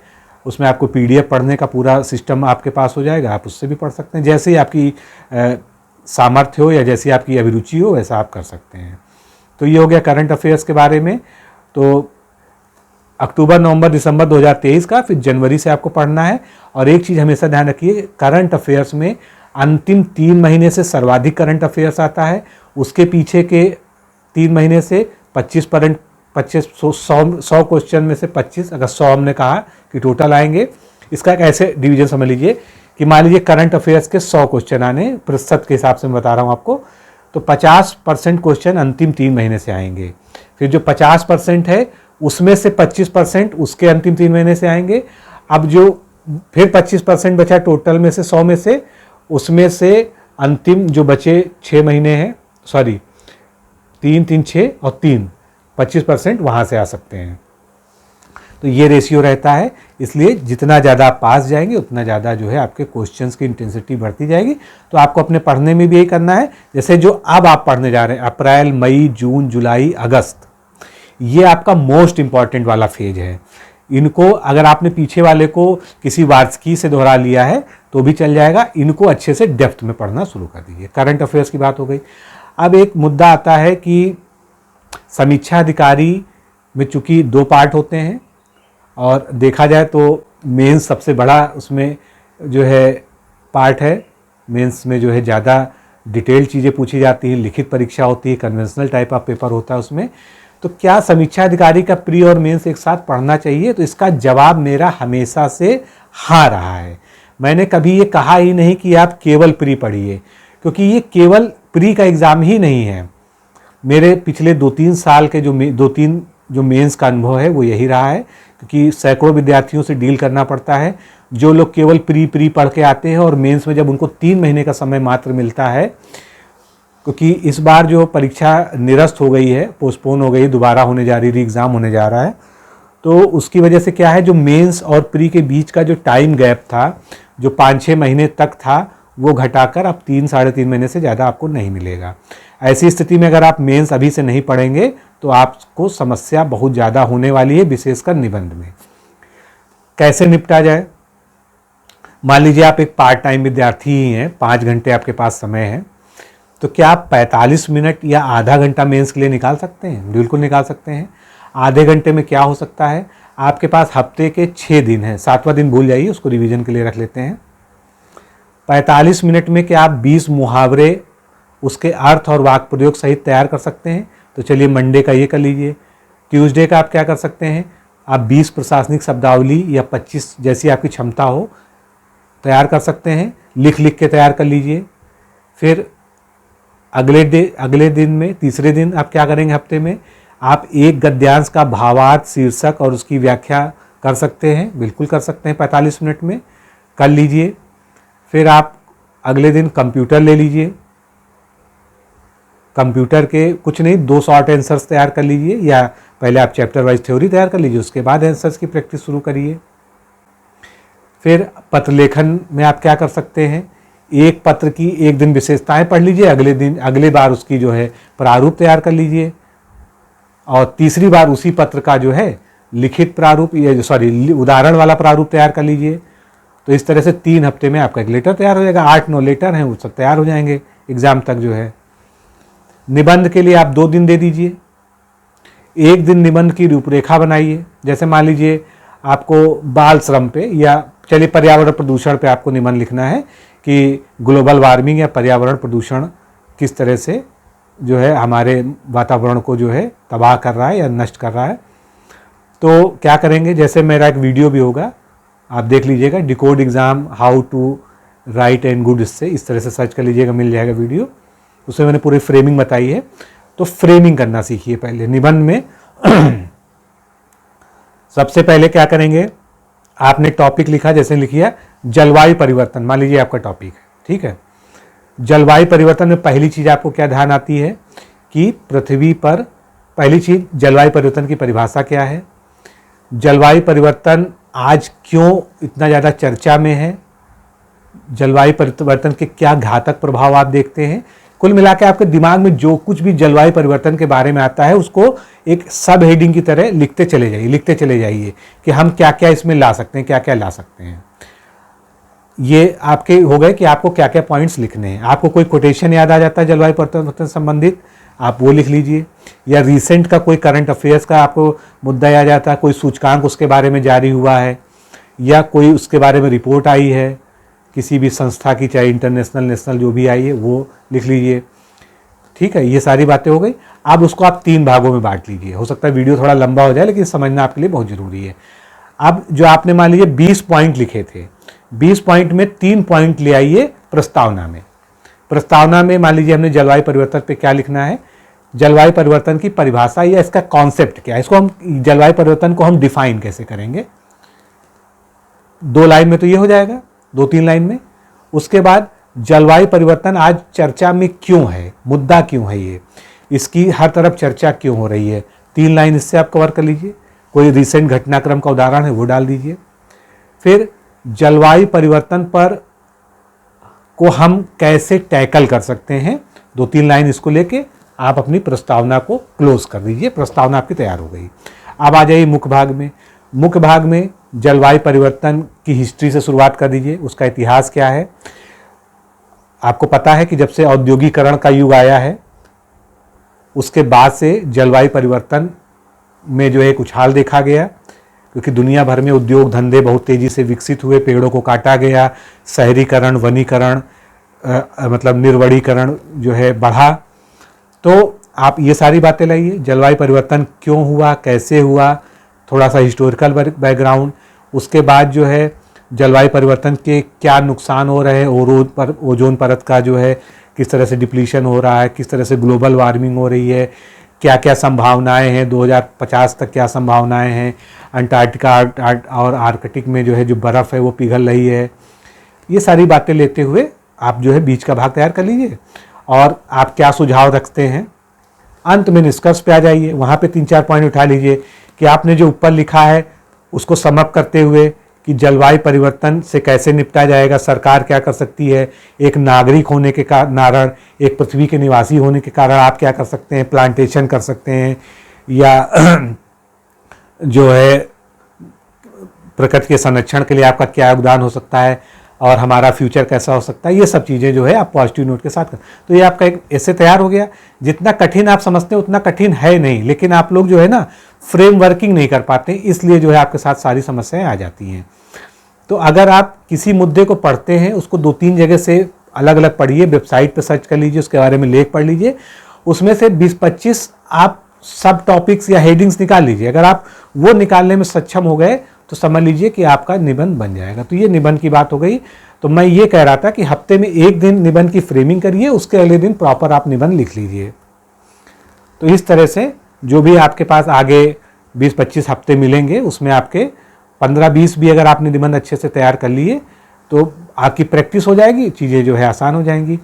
और मेंस में आप 45 मिनट 1 घंटा अगर आप डेली दे रहे हैं तो सफिशिएंट है, परेशान होने की जरूरत नहीं। मेंस की तैयारी कब तक करनी है, एग्जाम के 2 महीने पहले तक आप मेंस की तैयारी आराम से कर सकते हैं।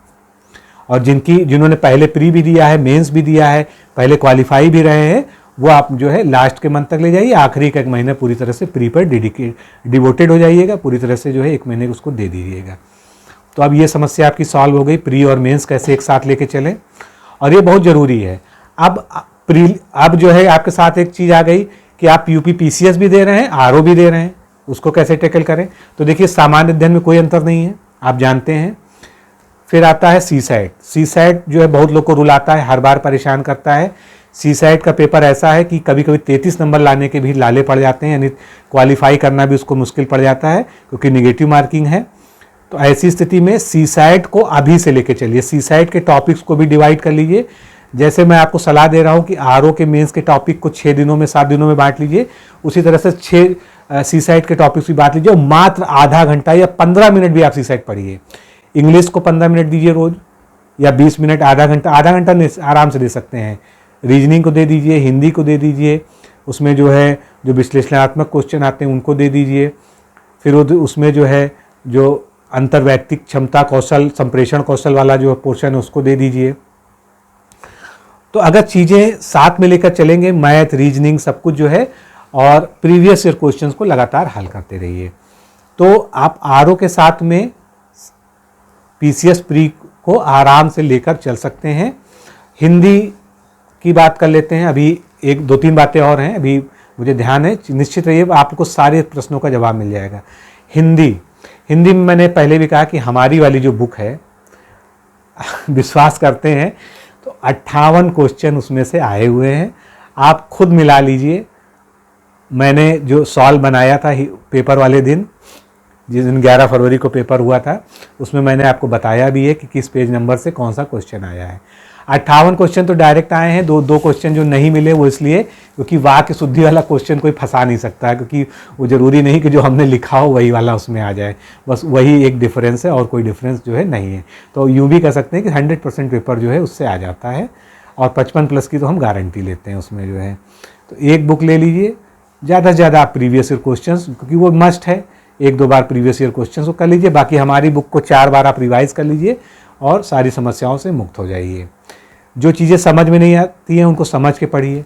हिंदी में एक सबसे बड़ी खासियत ये है कि आप जो है वोकैबुलरी पे नहीं ध्यान देते हैं, जो आपको मेंस में दिक्कत करेगा। अगर आपको जो है ज्योतिर्मय का मतलब नहीं पता है या यावत जीवन का मतलब नहीं पता है, तो आप डिक्शनरी उठाइए, इनको ज़रूर सर्च कीजिए। डिक्शनरी में सर्च नहीं करेंगे, डिक्शनरी में सर्च करने का एक फ़ायदा ये है, भले 10 मिनट आपका जाएगा, लेकिन उसके बहाने 2-4 शब्द आपको और पता चलेंगे। और कभी भी अपने मन में डाउट मत रखिए। विलोम वाले क्वेश्चंस में बहुत ध्यान रखिए, पर्यायवाची वाले क्वेश्चंस में बहुत ध्यान रखिए। आपको अर्थ पता होना ही चाहिए। इतने मिलते जुलते ऑप्शंस दिए जाते हैं कि आप लोग बहुत ज़बरदस्त तरीके से कंफ्यूज हो जाते हैं। तो आपको हर हालत में जो है इस चीज़ का पालन करना ही होगा कि आप जो भी शब्द पढ़िए, अगर आपको उसके उत्तर के बारे में आइडिया नहीं है तो आप उसका उत्तर कह रहा हूँ, आपको उस शब्द का अर्थ नहीं पता है तो आप उस शब्द का अर्थ जरूर डिक्शनरी में, अरे बहुत आसान है, डिक्शनरी ना खोलिए तो गूगल पे ही सर्च कर लिए, गूगल पे भी आराम से मिल जाएगा। गूगल पे अगर कन्फ्यूजन हो रही हो, अलग अलग अर्थ मिल रहे हो, तो आप डिक्शनरी खोल लीजिए। डिक्शनरी में आपके पास अगर डॉक्टर हरदेव बहारी साहब की राजपाल हिंदी शब्दकोश भी है, जो सबसे कॉमन वाली है, मेरे पास तो 10-12 है, तो उतने से भी आपका काम चल जाएगा। ऑथेंटिक भी है, कोई समस्या नहीं है। और हिंदी में दूसरी सावधानी क्या है, शब्दों को लिख लिख के पढ़िए। उज्ज्वल, यावत जीवन, उत्ग्रीवा, उत्कीर्ण, मतलब बोलने में और लिखने में फ़र्क हो जाता है। लिख लिख के पढ़िए। एक शब्द को 5 बार लिख लीजिए, कभी नहीं भूलेंगे कि उसकी स्पेलिंग क्या है, क्योंकि विकल्प आप देखिए किस तरह से आयोग बना रहा है, कितने क्लोज बना रहा है। तो उतने क्लोज में अगर आपको अच्छे से लिखना नहीं आता है, अब स्वादिष्ट सही है या स्वादिष्ट सही है, आपने सैकड़ों बार पढ़ा होगा, लेकिन जैसे एग्जाम में क्वेश्चन छप के आता है, तुरंत आप जो है टा और ठा में फिर कंफ्यूज हो जाते हैं, क्योंकि आप बचपन से बोलते कुछ आए हैं और शुद्ध शब्द कुछ और है। तो जब तक लिख लिख के नहीं पढ़ेंगे तब तक चीज़ें नहीं ध्यान याद होंगी। तो हिंदी इस परीक्षा की सबसे बड़ी संकट मोचक, या यूँ कह लीजिए जो है कि जीवनदायक औषधि है, और हिंदी आपको डुबो भी सकती है अगर आपने हिंदी को हल्के में लिया। 6 ही टॉपिक हैं, बहुत वास्ट सिलेबस नहीं है, इसलिए हिंदी पे आगे आने वाले 4 महीने में बिल्कुल अच्छे से कमांड किया जा सकता है। हमारी वाली ही अगर आप बुक पढ़ लेते हैं या कोई भी ऑथेंटिक बुक पढ़ते हैं, हमारी बुक की मैं चर्चा इसलिए करता हूँ, मेरा कोई प्रचार वाला उद्देश्य नहीं है, लेकिन जितनी भी ऑथेंटिक किताबें आप पढ़ते हैं, जिनके नाम आप जानते हैं और सभी शिक्षक आपके सामने लेते हैं, वो सब उसके अंदर हैं, यानी वो गागर में सागर है। ऑलरेडी वो एक ज़बरदस्त कंपाइलेशन है कि आपको अलग अलग किताबें नहीं पढ़नी पड़ेंगी। यही उसका उद्देश्य ही था उस बुक को लाने का। उसको अगर आप 4 बार पढ़ लेते हैं एग्ज़ाम तक, अभी से लेके अच्छे से, तो ये समझ लीजिए कि आप लोग की 55+ जो है कहीं नहीं गए हैं, कोई कन्फ्यूज़न नहीं, सब कुछ जो है बस लिख लिख के पढ़िएगा और समय समय पर रिवीजन करिएगा। ये बात हो गई। अब एक मेजर प्रॉब्लम ये है कि जो लोग कहते हैं कि वो वर्किंग है, ठीक है वर्किंग है, तो मैंने हमेशा कहा है कि वैसे तो विकल्प रहित संकल्प ही सबसे बड़ा मतलब सफलता का मूल मंत्र है, लेकिन जीवन में परिस्थितियां होती हैं, सिचुएशन होती है, हर आदमी अपना सब कुछ दांव पे लगाकर नहीं तैयारी कर सकता है। पारिवारिक जिम्मेदारियां हैं, परिवार में कोई बीमार है, समस्याएं हैं, माता पिता नहीं हैं, ग्रामीण क्षेत्र के हैं, इतना आर्थिक संसाधन नहीं है, तो ऐसी स्थिति में आपको कुछ ना कुछ अपनी आजीविका के लिए करना पड़ता है। कुछ लोग ऐसे हैं जो सरकारी नौकरी में भी हैं लेकिन अपनी वर्तमान नौकरी से संतुष्ट नहीं है। अभी लेखपाल का उदाहरण ले लीजिए, कई लोग का चयन हुआ, उनकी ज्वाइनिंग हुई, लेकिन जो है वो भी अंततः विवादों में चला गया और कोर्ट पहुंच गया मामला। अब वो रोजगार पाके भी बेरोजगार हो गए। तो ये सब हताशा के स्तर हैं। तो ठीक है, विकल्प रहित संकल्प अपने आप में एक महामंत्र है, लेकिन ये जीवन है और जीवन में कोई भी चीज़ सार्वभौमिक नहीं होती है। एक ही परम सत्य है, वो सभी को पता है। उसके अलावा जो है कोई भी चीज़ सार्वभौमिक नहीं होती है, हर चीज़ सापेक्षिक होती है।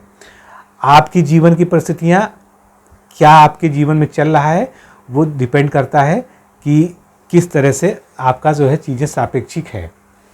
तो ऐसी स्थिति में आपको क्या करना है, 5 घंटा मिनिमम आपको समय निकालना है।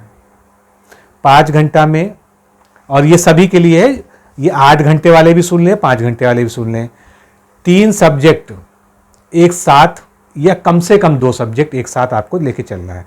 जो लोग 8-9 घंटा पढ़ रहे हैं वो 3 सब्जेक्ट रखें। 3 सब्जेक्ट में एक इजी सब्जेक्ट होना चाहिए, एक टफ सब्जेक्ट होना चाहिए और एक सब्जेक्ट इंटरेस्टिंग होना चाहिए। मतलब मेरा समझे, एक सब्जेक्ट टफ, जैसे मान लीजिए आप ज्योग्राफी को टफ मानते हैं, एक वो होना चाहिए। एक इजी होना चाहिए, मान लीजिए आप यूपी स्पेशल को इजी मानते हैं। और एक इंटरेस्टिंग, मान लीजिए आपका खूब इंटरेस्ट है पॉलिटी में, आपने एमए किया हुआ है, आपने डॉक्टरेट किया हुआ है, आपने पीएचडी किया हुआ है, या आपने और बहुत, आप भले कुछ भी और नहीं किया है हायर, लेकिन आपको उसमें खूब इंटरेस्ट है। ये ऐसा क्यों, ये कॉम्बिनेशन में बता रहा हूँ इसलिए क्योंकि इससे क्या होता है, बोर्डम नहीं होती, बोरियत नहीं होती है।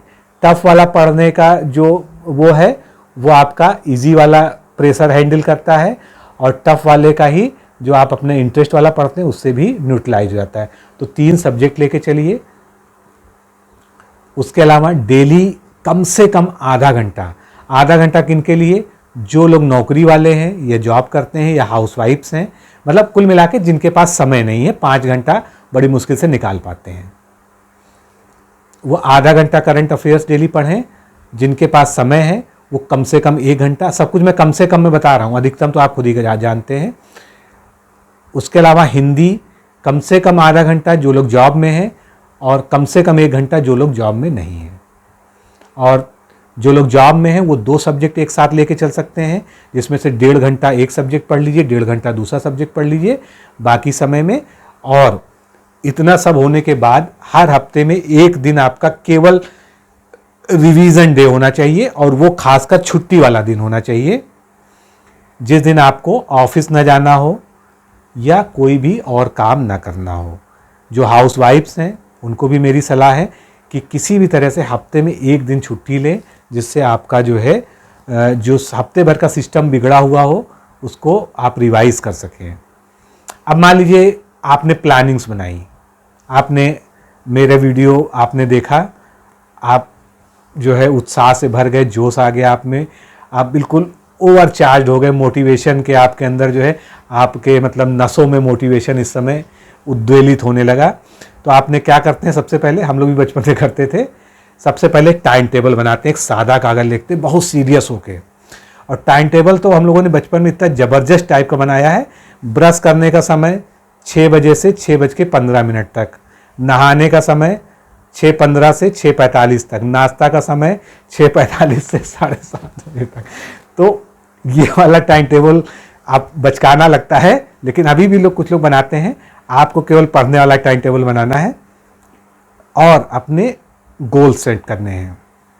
गोल्स में मान लीजिए मैं आपको प्रायोरिटी एरियाज पता है, या आपने 100 टॉपिक वाला फॉलो करने का सोचा, तो आपको 1.5 घंटा मान लीजिए मॉडर्न हिस्ट्री पढ़नी है, तो उसमें क्या पढ़ना है, अपना टॉपिक जो है एक पूरा एक मतलब कम से कम 15 दिन का शेड्यूल तो एक बार बना ही लीजिए, और कोशिश करिए कि उसको फॉलो करिए। और दोस्तों मैं मतलब फिर कहूँगा कि इस परीक्षा को अगर पास करना है तो आप जो टॉपिक या जो आप अपने संकल्प लेते हैं, या आप जो अपना डेली टारगेट डिसाइड करते हैं, उसके प्रति आपको ईमानदार रहना पड़ा होगा। छोड़ दीजिए शादी ब्याह, छोड़ दीजिए पार्टी, छोड़ दीजिए सामाजिक जो है चीज़ें।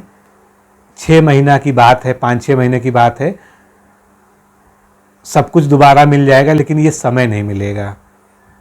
बर्थडे नहीं मनाएंगे, एक आध शादी ब्याह में नहीं जाएंगे, एक आध त्यौहार उस तरह उतने उत्साह से नहीं मनाएंगे, या कुछ रिश्तेदार नाराज़ हो जाएंगे, तो हो जाने दीजिए। लेकिन वही रिश्तेदार जो है जब आपके लिए फूल मिठाई आएंगे और आपके साथ फ़ोटो खिंचवाएंगे, आपकी पीठ ठोकेंगे, तब आपको लगेगा कि आपका डिसीजन जो था वो बिल्कुल सही था, उसमें कोई भी कमी नहीं थी। तो अपने जो डेली टारगेट्स तय करिए, कोशिश करिए कि उनको रोज़ ख़त्म करके ही सोइए। और ये जुनून आपके अंदर होना चाहिए कि हमने अगर सोचा था कि आज हम ये वाला चैप्टर ख़त्म करेंगे, तो आज वाला चैप्टर ख़त्म होना चाहिए। जब आप इस अप्रोच के साथ पढ़ेंगे तब निश्चित रूप से जो है आप जो है सफल हो पाएंगे। ठीक है, मान लीजिए अपरिहार्य स्थितियां बन गई, आपको बाहर जाना पड़ गया, या रिश्तेदारी में कुछ ऐसा है जो आप नहीं टाल सकते हैं, ठीक है, तो आप क्या करेंगे, जो हफ्ते में एक दिन आपने अपना स्पेयर डे बनाया है, जिसको आपने रिवीजन डे नाम दिया है, फिर आपको उसमें सारा समय देना पड़ेगा। फिर आप उस दिन अपने कपड़े वपड़े नहीं धुलेंगे, या जो आपने संडे के नाम पे जो चीज़ें छोड़ रखी होती हैं, उस दिन दाढ़ी बनवाने या बाल कटवाने नहीं जाएंगे, उस दिन आप केवल पढ़ाई करेंगे। ठीक है, कुल मिलाकर आपको हफ्ते का टारगेट उस हफ्ते पूरा करना पड़ेगा, रिवीजन करना पड़ेगा। और इस अप्रोच के साथ जब आप 4-5 महीना चल जाएंगे तो आप में खुद कॉन्फिडेंस आ जाएगा, आप समझ जाएंगे कि हाँ अब हम सही ट्रैक पे हैं। और ये जो आत्मविश्वास है यही आपको सफलता तक ले जाएगा, क्योंकि आप संकल्प तो बहुत कुछ करते हैं, सोचते बहुत कुछ है, करना बहुत कुछ चाहते हैं, लेकिन जब आप थोड़ा थोड़ा उसकी तरफ बढ़ जाते हैं तो आप में जो है एक आत्मविश्वास आता। मैंने क्यों कहा कि आपको 3 सब्जेक्ट लेके चलना चाहिए। 3 सब्जेक्ट लेके चलने से क्या होता है, ऐसा भी आप कर सकते हैं कि आज एक हफ्ता हिस्ट्री पढ़िए, एक हफ्ता ज्योग्राफी पढ़िए, एक हफ्ता यूपी स्पेशल पढ़िए, लेकिन होगा क्या, उसमें आपको जैसे जैसे समय व्यतीत होगा वैसे से लगेगा कि हम तो कुछ ही सब्जेक्ट में कुछ पढ़ पाए हैं। लेकिन जब 3 सब्जेक्ट आप लगातार लेके चलेंगे, और फिर मान लीजिए आपने 3 सब्जेक्ट का प्लान बनाया था, 1 महीना आपने उसको पढ़ लिया, उसके बाद फिर अगले 3 महीने में जो है आप सफल कर दीजिए, अगला महीना आप 3 नए सब्जेक्ट ले लीजिए और पुराने में बीच बीच में रिवीजन जारी रखिए। उससे क्या होगा, उससे आप में एक कॉन्फिडेंस आता रहेगा कि हाँ मोटे मोटे मेरे पास 8 सब्जेक्ट हैं और उसमें से मैंने 25% पढ़ लिया। दूसरे महीने आप कहेंगे हाँ अब मैं 30% 35% पढ़ चुका हूँ। 3 महीने बाद आप कहेंगे अब मेरा 60% सिलेबस पूरा हो गया है। 5 महीने बाद आप कहेंगे कि मेरा 90% हो गया है। तो ये जो एक आत्मविश्वास होता है, जो फुलफिलमेंट का एक एहसास होता है कि हाँ मेरे अंदर एक परिपूर्णता आ रही है और जो मैंने डिसाइड किया था, जो चीज़ें मैं लेके चला था, वो चीज़ें हो पा रही हैं मुझसे, तब आप जो है ये समझिएगा कि हाँ निश्चित रूप से आपने जो सोचा था वो कर पा रहे हैं। और साथ में अभी आपको बहुत ज़्यादा प्रैक्टिस सेट में नहीं उलझना है, लेकिन मेरी सलाह है हफ्ते में 2 फुल टेस्ट आपको अभी से लगाने चाहिए। हफ्ते में नहीं, सॉरी, महीने में, या महीने में 3 भी लगा सकते हैं। 10-10 दिन पे 1 फुल टेस्ट लगाइए। और फुल टेस्ट लगाने क्या है, मेज कुर्सी पे बैठिए, टाइमर लगाइए मोबाइल में, मोबाइल को एयरप्लेन मोड में डालिए, ना कोई कॉल आए ना कोई मैसेज आए। उसके बाद 2 घंटे का जैसे जीएस का पेपर होता है, ठीक 2 घंटे में, और आप ये मान के चलिए कि ये कॉपी आप आयोग के लिए मतलब लिख रहे हैं, और निगेटिव मार्किंग का ध्यान रखते हुए पूरी बुद्धिमत्ता के साथ में, अपनी पूरी इंटेलिजेंसिया के साथ में जो पेपर को हल करिए। तब आप अपना परफॉर्मेंस देखिए। उसके बाद क्या करना है, एनालाइज करिए कि कहाँ पर गलतियाँ हो रही हैं, किन टॉपिक्स में क्वेश्चन ज़्यादा गलत हो रहे हैं। फिर उसको दोबारा से पढ़िए, उसको रीटच करिए। तो जब आप पढ़ेंगे, अब यहाँ पर कई चीज़ें हमारे साथ आ चुकी हैं, उनको मैं एक सम अप कर दूंगा, वीडियो थोड़ा लंबा हो रहा है। पहली चीज़ मैंने कहा था मतलब जो अभी निरस्त पेपर है उसको एनालाइज करके अपने डार्क जोन को पहचानिए, अपनी कमियों को पहचानिए, और उनको प्रायोरिटी लिस्ट में रखकर उन सब्जेक्ट पे, उन टॉपिक्स पे पहले कार्रवाई शुरू करिए। अपना डेली का टारगेट सेट करिए, वीकली, मंथली या 2 मंथली, जितना भी लंबा आप एक बार में बना सके तो बनाइए। अपने रिसोर्सेज को कम करिए, स्टडी मटेरियल को कम करिए, अपना रिवीजन को मल्टीप्लाई करिए। अगर आपने 2 बार रिवीजन का प्लान बनाया है तो अब जो है उसको 4 बार कर दीजिए एग्जाम तक। करंट अफेयर्स डेली पढ़िए, हिंदी डेली पढ़िए। महीने में कम से कम 3 से 4 प्रैक्टिस सेट लगाइए। और प्रीवियस ईयर क्वेश्चंस को भी साथ में पढ़िए। प्रीवियस ईयर क्वेश्चंस पढ़ने का बेस्ट तरीका क्या है, जब आप जैसे आपने मान लीजिए मॉडर्न हिस्ट्री में 1857 की क्रांति पढ़ ली, ठीक है, घटना चक्र आपके पास है या यूथ पब्लिकेशन है, कुछ भी है, आपने 1857 की क्रांति खोला, और ये कब करिए, रिवीजन के समय करिए, जब आपका रिवीजन वाला डे होगा उस दिन करिए। 1857 खोलिए, फटाफट सारे क्वेश्चंस को सॉल्व कर लीजिए, उसकी व्याख्या को पढ़ लीजिए, और ये देख लीजिए कि प्रीवियस ईयर में जो आया है और जो आपने पढ़ा है उसमें से कुछ छूट तो नहीं गया था। और साथ में हमेशा लिखते हुए पढ़िए, नोटबुक अपने साथ रखिए, जो भी आपका जहाँ नोट्स लिखते हो, डायरी में, सादे कागज़ में, जैसे भी लिखते हो, और हाथ चलते रहना चाहिए। उससे दो चीज़ें होती हैं, एक तो आपको नींद नहीं आती है, जो बोर्डम होता है ना कि केवल पढ़ते रहने से नींद आती, जब आपका हाथ भी चलता रहता है, आप लिख लिख के पढ़ते हैं, तो इसको प्रैक्टिकल करके देख लीजिए, आपको नींद नहीं आएगी। आपके घर के आसपास कोई लाइब्रेरी हो तो लाइब्रेरी ज्वाइन कर लीजिए। लाइब्रेरी का बहुत अच्छा अनुभव है सभी विद्यार्थियों के द्वारा, और लाइब्रेरी में कोई बुराई नहीं है। वहाँ पर एक माहौल बनता है, एक जो है सभी को देखकर ये लगता है कि हाँ सभी लोग पढ़ रहे हैं, मुझे भी पढ़ना चाहिए। एक साइलेंस होता है, वहाँ फैसिलिटीज़ होती हैं, एसी वगैरह होता है, जो लोग जो है गर्मी से परेशान हैं, गर्मी की वजह से नहीं पढ़ पाते हैं। और साथ में जीवन में एक चीज़ और करिए, क्योंकि देखिए आपका जो काम है वो मेमोरी का काम है और कंसंट्रेशन का काम है। कंसंट्रेशन और मेमोरी दो चीज़ें कैसे आती हैं, एक तो आपको स्ट्रेस फ्री होना है और मन को स्थिर करने की कला आपको आनी चाहिए। उसके लिए आपको मेडिटेशन करना, जरूरी नहीं कि आप पद्मासन लगा के बैठें, आप सिंपली इस पोजीशन में भी बैठे हुए हैं कुर्सी मेज पर, दोनों हाथों को रिलैक्स ऐसे कर लीजिए, और मैंने ऐसे मेज पर रख दिया है, आप समझ पा रहे होंगे। अपनी आँखों को बंद कर लीजिए और बिल्कुल ये सोच लीजिए कि आपको कुछ भी नहीं सोचना है, या जो भी आपके मन में विचार आ रहे हैं बहने दीजिए, आप विचारों के साथ चलते रहिए। एक समय आएगा कि विचार धीरे धीरे खत्म हो जाएंगे। 15-20 मिनट आप जो है कुछ भी आपको अपने मन से नहीं करना है, जहां आपका मन ले जा रहा है आप उधर चलिए। आप पढ़ने के बारे में सोच रहे हैं, आप खाने के बारे में सोच रहे हैं, आप किसी पिक्चर के बारे में सोच रहे हैं, आप किसी अपनी महिला मित्र के बारे में सोच रहे हैं, या अपने किसी परिवार के बारे में सोच रहे हैं, दिमाग आपके साथ खुद खेलता है, तो दिमाग को अपने आप खेलने दीजिए। आप आंखें बंद करके, बस आपको कोई एफर्ट नहीं करना, बिल्कुल भी कुछ नहीं करना है। जो भी मन में आपके विचार आ रहे हैं ना उसको आपको रोकना है, ना रोकने का प्रयत्न, क्योंकि जितना आप रोकेंगे उतना ज़्यादा जो है विचारों की बम्बार्डिंग होने लगेगी और ज़्यादा आपके चेतना में विचार आने लगेंगे। तो करिए, और सांसों का जो अपना क्रम है उसको जितना हल्का कर पाइए, मतलब जैसे कुछ लोग होता है ना जल्दी जल्दी सांस लेने का प्रयास करते, वो ना करिए।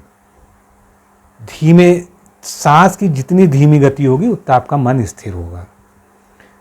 15 मिनट कम से कम, चाहे 10-10 मिनट करके सुबह शाम, कोई इसका टाइम नहीं होता, बस एक इसमें ध्यान रखना होता है कि कभी बहुत ज़्यादा भरा हुआ पेट हो तब ऐसा हमको नहीं करना चाहिए। आप पढ़ने से पहले ऐसा कर सकते हैं, पढ़ने के बाद ऐसा कर सकते हैं, और मैं तो अपनी व्यक्तिगत बात बताऊं, मैं रिवीजन के लिए ऐसा करता था। जैसे मैंने आपको सलाह दी ना कि चार्ट बना लीजिए, तो मैं क्या करता था, मैं चार्ट वार्ट बना के उसको खूब अच्छे से देखा, खूब लाल पीला गोला वाला करके जो है उसको याद करने की कोशिश की, फिर मैं आंख बंद करके चुपचाप बैठ जाता था और मैं उस चीज़ को आँखों में देखने का प्रयास करता था कि हाँ चलिए 1857 की क्रांति, फिर ब्रिटिश क्राउन को सत्ता का हस्तांतरण, उसके बाद जो है महारानी का आगमन, ये सब पूरा जो है कोशिश करता था जो मैंने लिखा है वो मुझे आँखों में, मतलब अपने मानस पटल पर जो है अंदर दिख जाए। तो अगर थोड़ा सा मेरे ऊपर बिलीव है, क्योंकि जो है थोड़ा सा मैं आजकल इन चीज़ों में भी प्रयोग व्यस्त हूँ, थोड़ा जो है ध्यान साधना की तरफ जो है, तो मैंने इसको पाया है कि स्ट्रेस, क्योंकि आप लोग की जो सबसे बड़ी समस्या है कि आप लोग के जीवन में भी बहुत सारी ऐसी चीज़ें जिसका दबाव पढ़ाई पर दिखता है। घर की समस्याएं, बाहर की समस्याएं, आर्थिक समस्याएं, या काम करने का दबाव, और सफल होने का दबाव। सफल होने का दबाव भी बहुत बड़ा दबाव है। लोगों की उम्मीदें बहुत ज़्यादा हैं आपसे, और कंपटीशन इतना तगड़ा है, आप पढ़ के जाते हैं, पेपर लीक हो जाता है, री एग्ज़ाम की नौबत आ जाती है, और फॉर्म आते हैं। पोस्टें भी बढ़ चुकी हैं। आप लोग को बता दूं कि आरओ में जो है कुछ पोस्टें बढ़ गई हैं, ठीक ठाक, मतलब 15, 20, 25 पोस्टें बढ़ गई हैं। एग्जैक्टली मुझे नहीं पता, लेकिन इतनी कन्फर्म न्यूज़ है कि बढ़ गई हैं और आगे भी बढ़ जाएंगी थोड़ा। तो कुछ पोस्टें बढ़ने से आपको राहत मिलेगी। तो मैं स्ट्रेस मैनेजमेंट की बात कर रहा था कि देखिए जीवन में सब कुछ होता रहेगा, पढ़ाई भी होती रहेगी, क्योंकि सफलता असफलता ये सभी जो है जीवन में लगी ही रहती है, लेकिन अपने आप को तनाव मुक्त रखना। जब आप तनाव मुक्त होंगे तभी आपकी मेमोरी भी और शार्प होगी और तभी आप स्थिर मत से पेपर दे पाएंगे। आप लोगों ने एक चीज़ गौर की होगी, जब आप एग्ज़ाम हॉल में बैठते हैं तो आपको 100% पता होता है कि ये वाला क्वेश्चन मैंने पढ़ा, उसके बाद भी क्यों कन्फ्यूज़न होता है? क्यों? क्योंकि आपने उसको 2-3 बार रिवाइज़ किया है, लेकिन वो आपके जहाँ पर गया है, जिसको हम सबकॉन्शियस माइंड कहते हैं, वहाँ तक वो जाके आप रिकॉल नहीं कर पा रहे हैं। उसकी वजह क्या है? क्योंकि मन स्थिर नहीं हो पा रहा, मन कंसंट्रेट नहीं कर पा रहा उस चीज़ को। तो थोड़ा सा, मैं ये नहीं कह रहा हूँ कि आप आध्यात्मिक हो जाइए, आप जो है अगरबत्ती जलाकर या धूप लगाकर जो है पढ़ना शुरू करिए, या किसी भगवान की प्रतिमा सामने रखिए या उसके सामने बैठ के पढ़िए, ऐसा कुछ नहीं है। आप किसी भी आस्था के व्यक्ति हों, आप हिंदू हों, मुस्लिम हो, जैन हो, पारसी हो, बौद्ध हो, इससे कोई फ़र्क नहीं पड़ता है। ये जो है रिलीजन से संबंधित नहीं है, ये किसी पूजा पद्धति से संबंधित नहीं है, ये मन का विज्ञान है, एक मनोविज्ञान है कि अगर आपका मन स्थिर है और आप जो है चीज़ों को, अपने मन को स्ट्रेस फ्री रखना सीख जाएंगे तो आप निश्चित रूप से आप बहुत बड़ा इम्प्रूवमेंट देखेंगे। तो जो मैंने आपको कहा है 10-10 मिनट सुबह शाम करिएगा और मुझे बताइएगा कमेंट में कि इसका कोई फ़ायदा है। फिर मैं एक बार बता दूं, हाथ को ऊपर की तरफ मतलब करके बिल्कुल ढीला छोड़ देना, पूरे शरीर में कोई तनाव होना ही नहीं चाहिए। ये चीज़ आप लेट के भी कर सकते हैं। आँख बंद कर लीजिए और आपको कुछ नहीं सोचना है, जो आपके मन में आए उसको चलने दीजिए। बस आपको एक काम करना है कि आपको अपनी सांसों की गति को बहुत धीमे करते जाना है। जैसे कहते हैं ना कि सब लोग सांसें गिनी हुई लेके आए हैं। आप जानते हैं कि जिन जानवरों में जो बहुत तेज़ी से सांस लेते हैं, 1 मिनट में 100 बार, 200 बार, 300 बार, जैसे चीता है, शेर है, कुत्ता है या और जानवर है, खरगोश है, उनकी उम्र क्यों कम होती है? क्योंकि जो लोग ज़्यादा तेज़ी से सांस लेते हैं उनकी उम्र कम हो जाती है। और पूरा भारत में तो इस चीज़ का एक विज्ञान है। आपने सुना होगा कि साधु, महात्मा, संत इत्यादि जो है सभी धर्मों के, जिन्होंने श्वासों पे नियंत्रण यानी प्राणायाम की कला सीख ली थी, तो वो कई साल, सैकड़ों साल तक जीवित रहते हैं। उसके उदाहरण आजकल भी आप देखने को मिलते हैं। तो ये पूरा एक श्वसन का भी अपना विज्ञान है, इतने डीप में जाने की जरूरत नहीं। हमको बस ये करना है कि हम स्ट्रेस फ्री रहें, या आप आंख बंद करके जो आपने पढ़ा उसको मनन करिए। जैसे आपको निबंध ही लिखना है तो आप आंख बंद करिए, महिला सशक्तिकरण के बारे में सोचिए कि आपने अभी रिसेंट में कोई भी महिलाओं से संबंधित कोई न्यूज़ सुनी है क्या, कि किसी महिला ने बहुत अच्छी उपलब्धि हासिल की है? अच्छा, क्या है वो? फिर क्या उसके प्रभाव है, बाकी चीज़ें? क्योंकि अल्बर्ट आइंस्टीन तक ने और न्यूटन और बड़े बड़े साइंटिस्ट तक ने बहुत सी सारी चीज़ें जो है सपने में या आंख बंद करके सोच कर जो है हल कर ली। उन्होंने कुछ ऐसा नहीं कि इतने बड़े जीनियस थे कि हर चीज़ का हल उन्होंने ऐसे ही निकाल लिया। मन में हमारे बहुत कुछ है, पता नहीं कितने वर्षों की स्मृतियां हैं हमारे अंदर, लेकिन हम उसको यूटिलाइज नहीं कर पाते हैं, जिसको अवचेतन मन की शक्ति कहते हैं। जिसको वो जो उसको यूटिलाइज करना सीख गया, उसको प्रयोग में लाना सीख गया, तो समझ लीजिए उसने बहुत कुछ अपने जीवन में सीख लिया। तो ये सब चीज़ें थोड़ी सी आपको लीक सेट के मैंने बताई, अगर आप इसको अमल करेंगे तो अच्छा रहेगा। अंत में सवाल तो आपके मन में बहुत होंगे, लेकिन मैं एक ही बात फिर कहूँगा, हमेशा कहता हूँ कि समय को आप कभी पछाड़ नहीं सकते हैं, समय से तेज दौड़ नहीं सकते हैं। इसलिए समय के साथ चलिए। समय के साथ चलेंगे तो समय आपका पूरा साथ देगा। You can't waste time, it will waste you. जिसकी भी ये पंक्ति है उसने बहुत सोच समझ कर अपने जीवन के बहुत बड़े जो है अनुभव से इसको बोला होगा कि आप सोचते हैं कि आप समय बर्बाद करते हैं। लोग कहते हैं ना कि यार टाइम पास के लिए कुछ नहीं है, यहाँ टाइम नहीं है और आप टाइम पास करने की बात कर रहे हैं, ऐसा कैसे संभव है? और टाइम आप पास कैसे ही कर सकते हैं? कुछ लोग आजकल अति मनोरंजन का भी दौर चल रहा है, थोड़ा सा 2 मिनट इस पर भी मैं लेना चाहूँगा, कि बोर भी नहीं हो रहे हैं। ठीक है, उनका कोई स्ट्रेस भी नहीं, कुछ नहीं, ज़बरदस्ती मनोरंजन कर रहे हैं, ज़बरदस्ती पिक्चर देख रहे हैं, रील खोल ली, 45 मिनट, 1 घंटा, 1.5 घंटा रील चला रहे हैं, शॉर्ट्स देख रहे हैं। क्या है ये?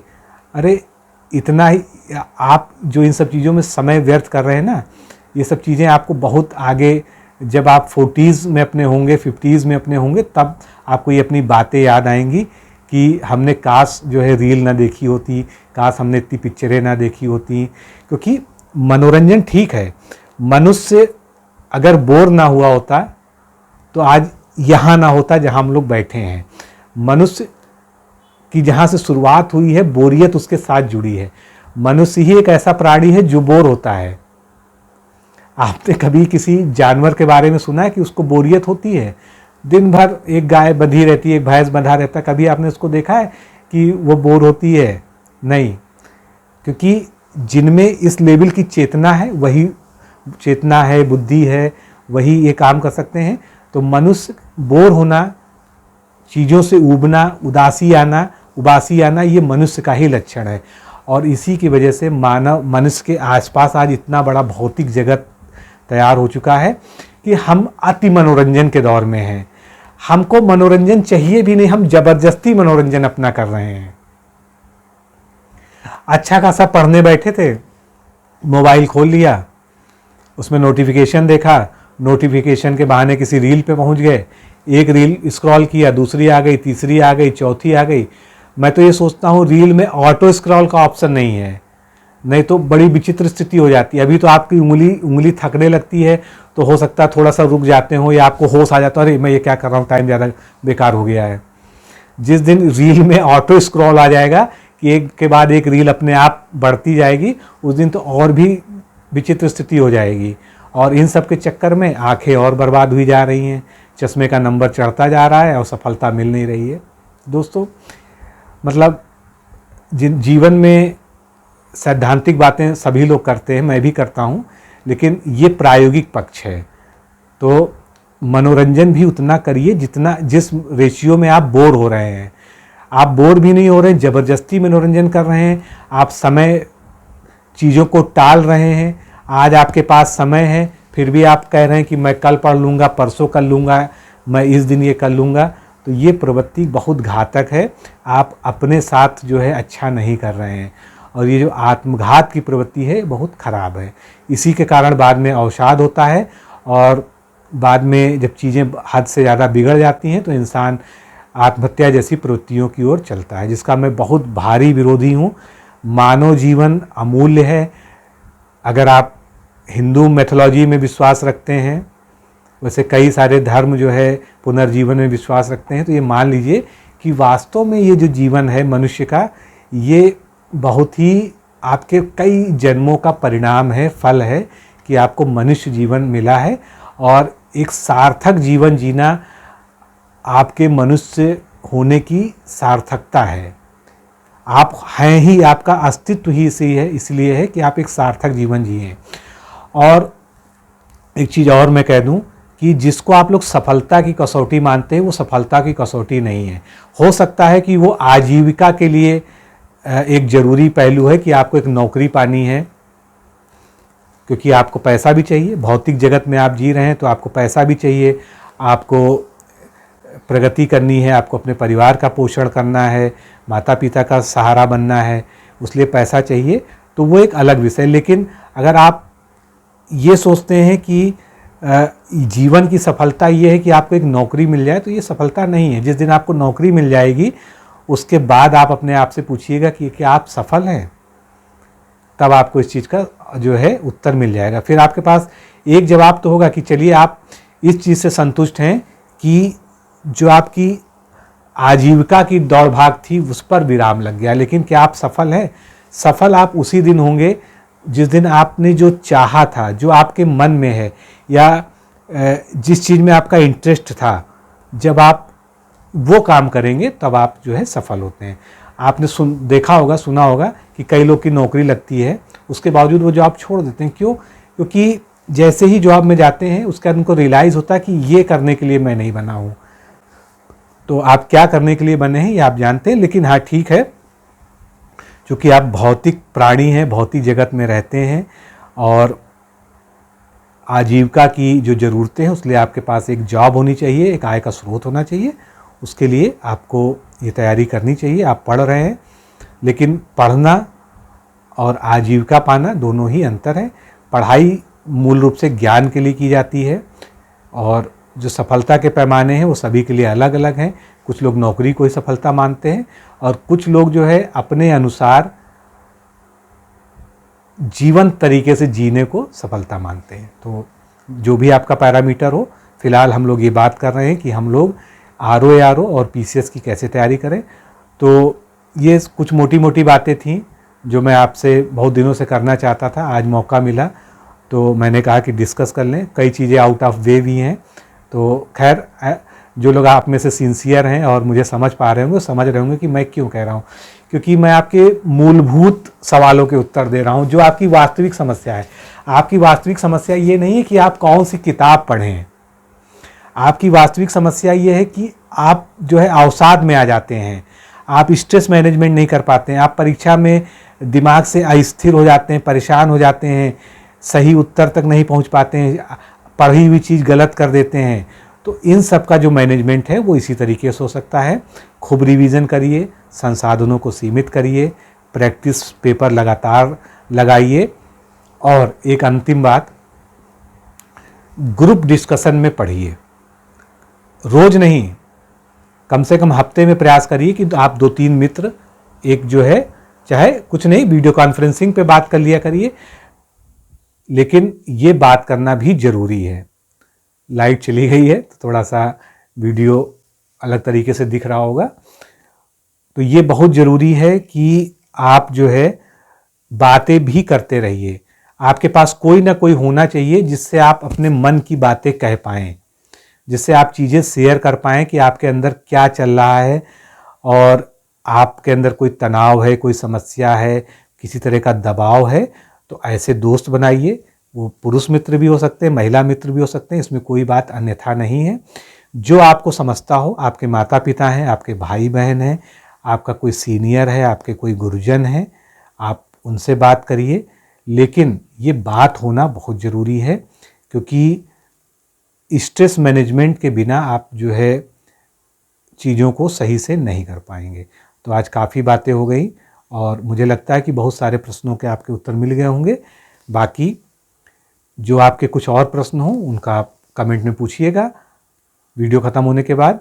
और जब अगली बार हम जो स्ट्रेटजी पर चर्चा करेंगे या इस तरह से बातचीत करेंगे, इस तरह के सेशन में, तो हम लोग उसको लेंगे कि कैसे जो है चीज़ों को मैनेज किया जाए और जो आपके कुछ सवाल रह गए हैं उनको जो है करने का जो है हम प्रयास करेंगे।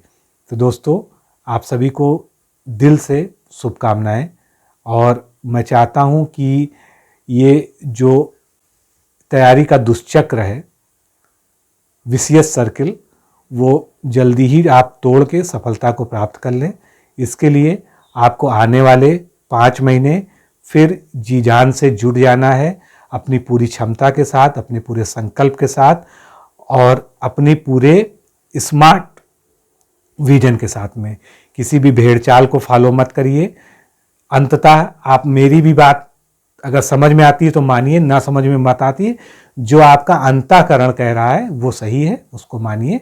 आप निश्चित रूप से सफल होंगे, ऐसी मेरी उम्मीद है, कामना है। आप सभी को साधुवाद, नमस्कार।